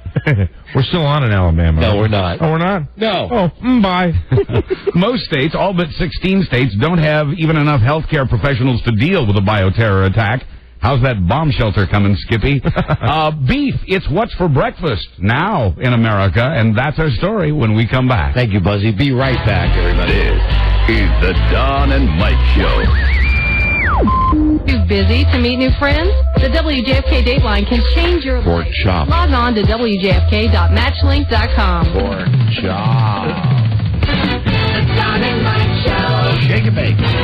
WJFK. This is the Don and Mike Show. Gosh, I hate to interrupt. It's all been so incredibly fascinating and entertaining and instructive. Really, the time has just flown by. The Don and Mike Show. They're not cheap, just thoughtless. Don and Mike. You know that tomorrow on the show, I'm doing the chimes there. It's our last show of the year, and we're going to have the Christmas miracle at the beginning. Can't wait. Aren't you going to say anything about the Christmas miracle, Mike? Nary a word. Nary a word? Nary a word. Also tomorrow, the big fat loser from The Apprentice. Rich Eisen tomorrow. And the Hamburger James story. A Christmas tradition. That's tomorrow's episode. But we're not done with today. Here's Buzz. Hello, Buzz. Hi, Don and Mike. Beef, it's what's for breakfast now at Carl's Jr. and Hardee's. The same chain that recently brought you the Monster Thick Burger with as many calories as you should eat in a day and as much fat as you should get in a week now introduces the Egg Burger. Say what you will, but I love Carl's Jr. Man, Sure. whenever we go to California, I always make Mike go there for the day. Yep. You're right. Drive the rental car first to Carl's Jr. And it is the best. Now it's the Egg Burger, because once you've put the bacon and the cheese on beef, the only missing piece of the cholesterol puzzle is egg. The egg in the new Egg Burger is fried, along with the hash browns they put on top of that to go with the beef patty and the cheese. It has 830 calories and 46 grams of fat. But this seems like rabbit food when compared to the Monster Thick Burger from Carl's Jr. and Hardee's, with its over 1,400 calories and 107 grams of fat. Delicious. Big Mac seems like an appetizer at that point. Yeah, you know, what about my weight? You know, I was going to mention something about my weight, that I'm happy and depressed, that I'm at my goal weight. It was, how old is Robert? 2 years? Yeah, it was 2 years. I got hit by the car the same day around the time Robert was born. 2 years ago, the doctor told me that I'd have to lose that weight or have my back surgery, right? So it's 2 years later. I'm down to 210. Right, that's awesome. The goal weight. Done a great job. And what a letdown! I just want to say, what a letdown. How so? Well, why? Because it's 2 years later. I'm at my goal weight. Good. Let me lift up my sweater. You like that? Yeah. That's. I feel like calling the doctor up and saying, "Hey, dude, it's 2 years later. If this was the goal, I would have quit a year ago." I'm very serious. Well, that's sad. I'm very. No, but you're healthier. And you do look better. You know what the doctor says to me? What? Well, how about going for 20 more? I said, that's fine, but why didn't we make the goal 190? Yeah, I know. Because your goal was 210. You weighed 283. The goal was 210. You got it licked. You know how to do it. Yeah, you're doing fine. You set realistic goals, one goal at a time. Yeah, I know, but it's a letdown. Yeah, I understand. And I'm hanging there. You've made progress. And I hear you say something like that with that burger. The Monster Thick Burger, yeah. Listen, this whole reason I've lost weight, all I do is count calories. And I do my exercise. You don't want to hear that. That's boring. But to me, 800 calories, it doesn't sound crazy. You know what that is? That's 2 of those low-cal Uncle Ben's piece of crap things that I have for lunch every day. Yeah, but this is too many of the calories come from fat in this case to be, really healthy. Hey, we all got to die of something. That's right. Yeah, calories are calories. That's my... Incidentally, and let it be heard from the highest mountaintop, that was my contribution to the discussion on weight. Actually, I've lost 3 pounds. Hey, congratulations. It's a start. It is a start. You got to start somewhere. A start. And you're already at your goal weight. I am. 3 pounds. 3 pounds. 3 pounds. And I am at my goal weight. It shows. I've never felt better. Just wait till you get to your goal weight, and then you got a big letdown. It's like everybody weighs in on this discussion. It's like, this is it.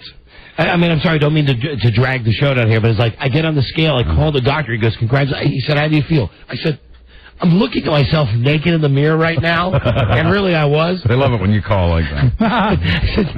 You know, frankly, the goal should have been like maybe 160. Oh, God. You know. No, I'd be a little too thin. I carry an awful lot right around the middle. Yeah, I know. I hope to hit my goal weight by the new year if I can just put on 5 more pounds. Good luck, bro. God, I'm going to try. I'm going to really focus. Hey, at least you planned it for the best time of the year to do that. If you have to put on, 'tis the season. But seems to me 800 calories, and I don't care all that crap anymore about fat content, about carbs and everything. Right. 800 calories, you have a couple of those in one day, you're cool. You're done for the day. Then you just got to eat, junk. And I don't mean junk, I mean like the water stuff I hate, like, salad and carrots and stuff like that. If you already have your cross-country Christmas gifts on their way, your work is almost behind you. About 2,000 packages at a UPS facility near Chicago have been damaged or destroyed by a fire. Merry Christmas. UPS officials say the packages were destined for New Jersey, Illinois, and Colorado. People who've shipped or expected to get packages in those states are urged to visit UPS.com. Oh, man. Be sure and tell them what Brown can do for you. I think it's this way, Charlie. No, this way, Joe. No, this way, Charlie. No, this way, Joe. No, this way. No. And then they start a fire. Now, about the new M3 Power Shaver from Gillette. You have one in your hand? It's two. Yes, I do.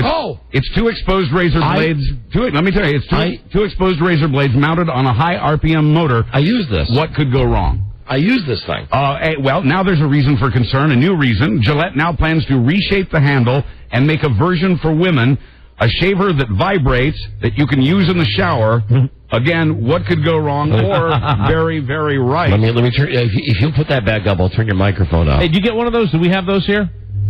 Not the ladies' version. Do we have the guys' versions here? No, just I bought this. Oh, you bought this. Okay. You mean you went out and bought it for the purpose of your news? Well, I wanted to try it. Isn't it great when he brings show and tell items? I like to review items before I trash them. This is just a. You shouldn't trash that. This is not an ad. Do you use that electric thing? Yes. How is it?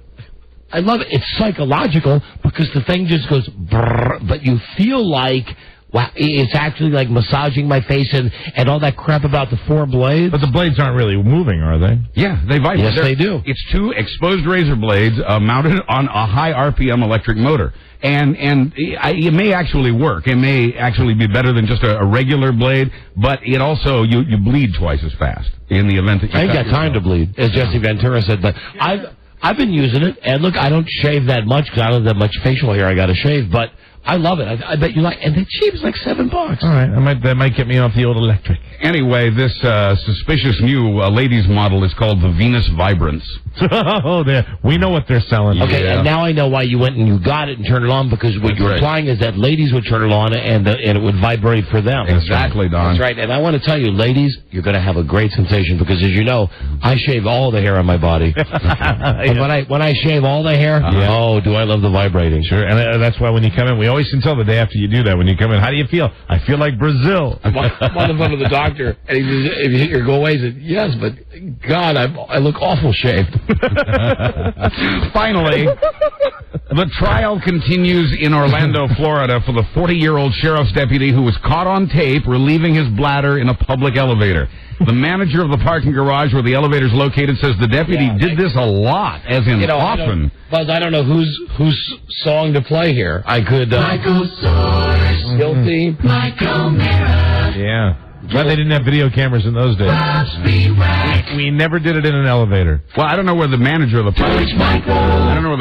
parking garage got this idea, but he detected perhaps some kind of attitude problem of the deputy. But the elevator began to corrode, so the manager gathered evidence and called the cops on the cop.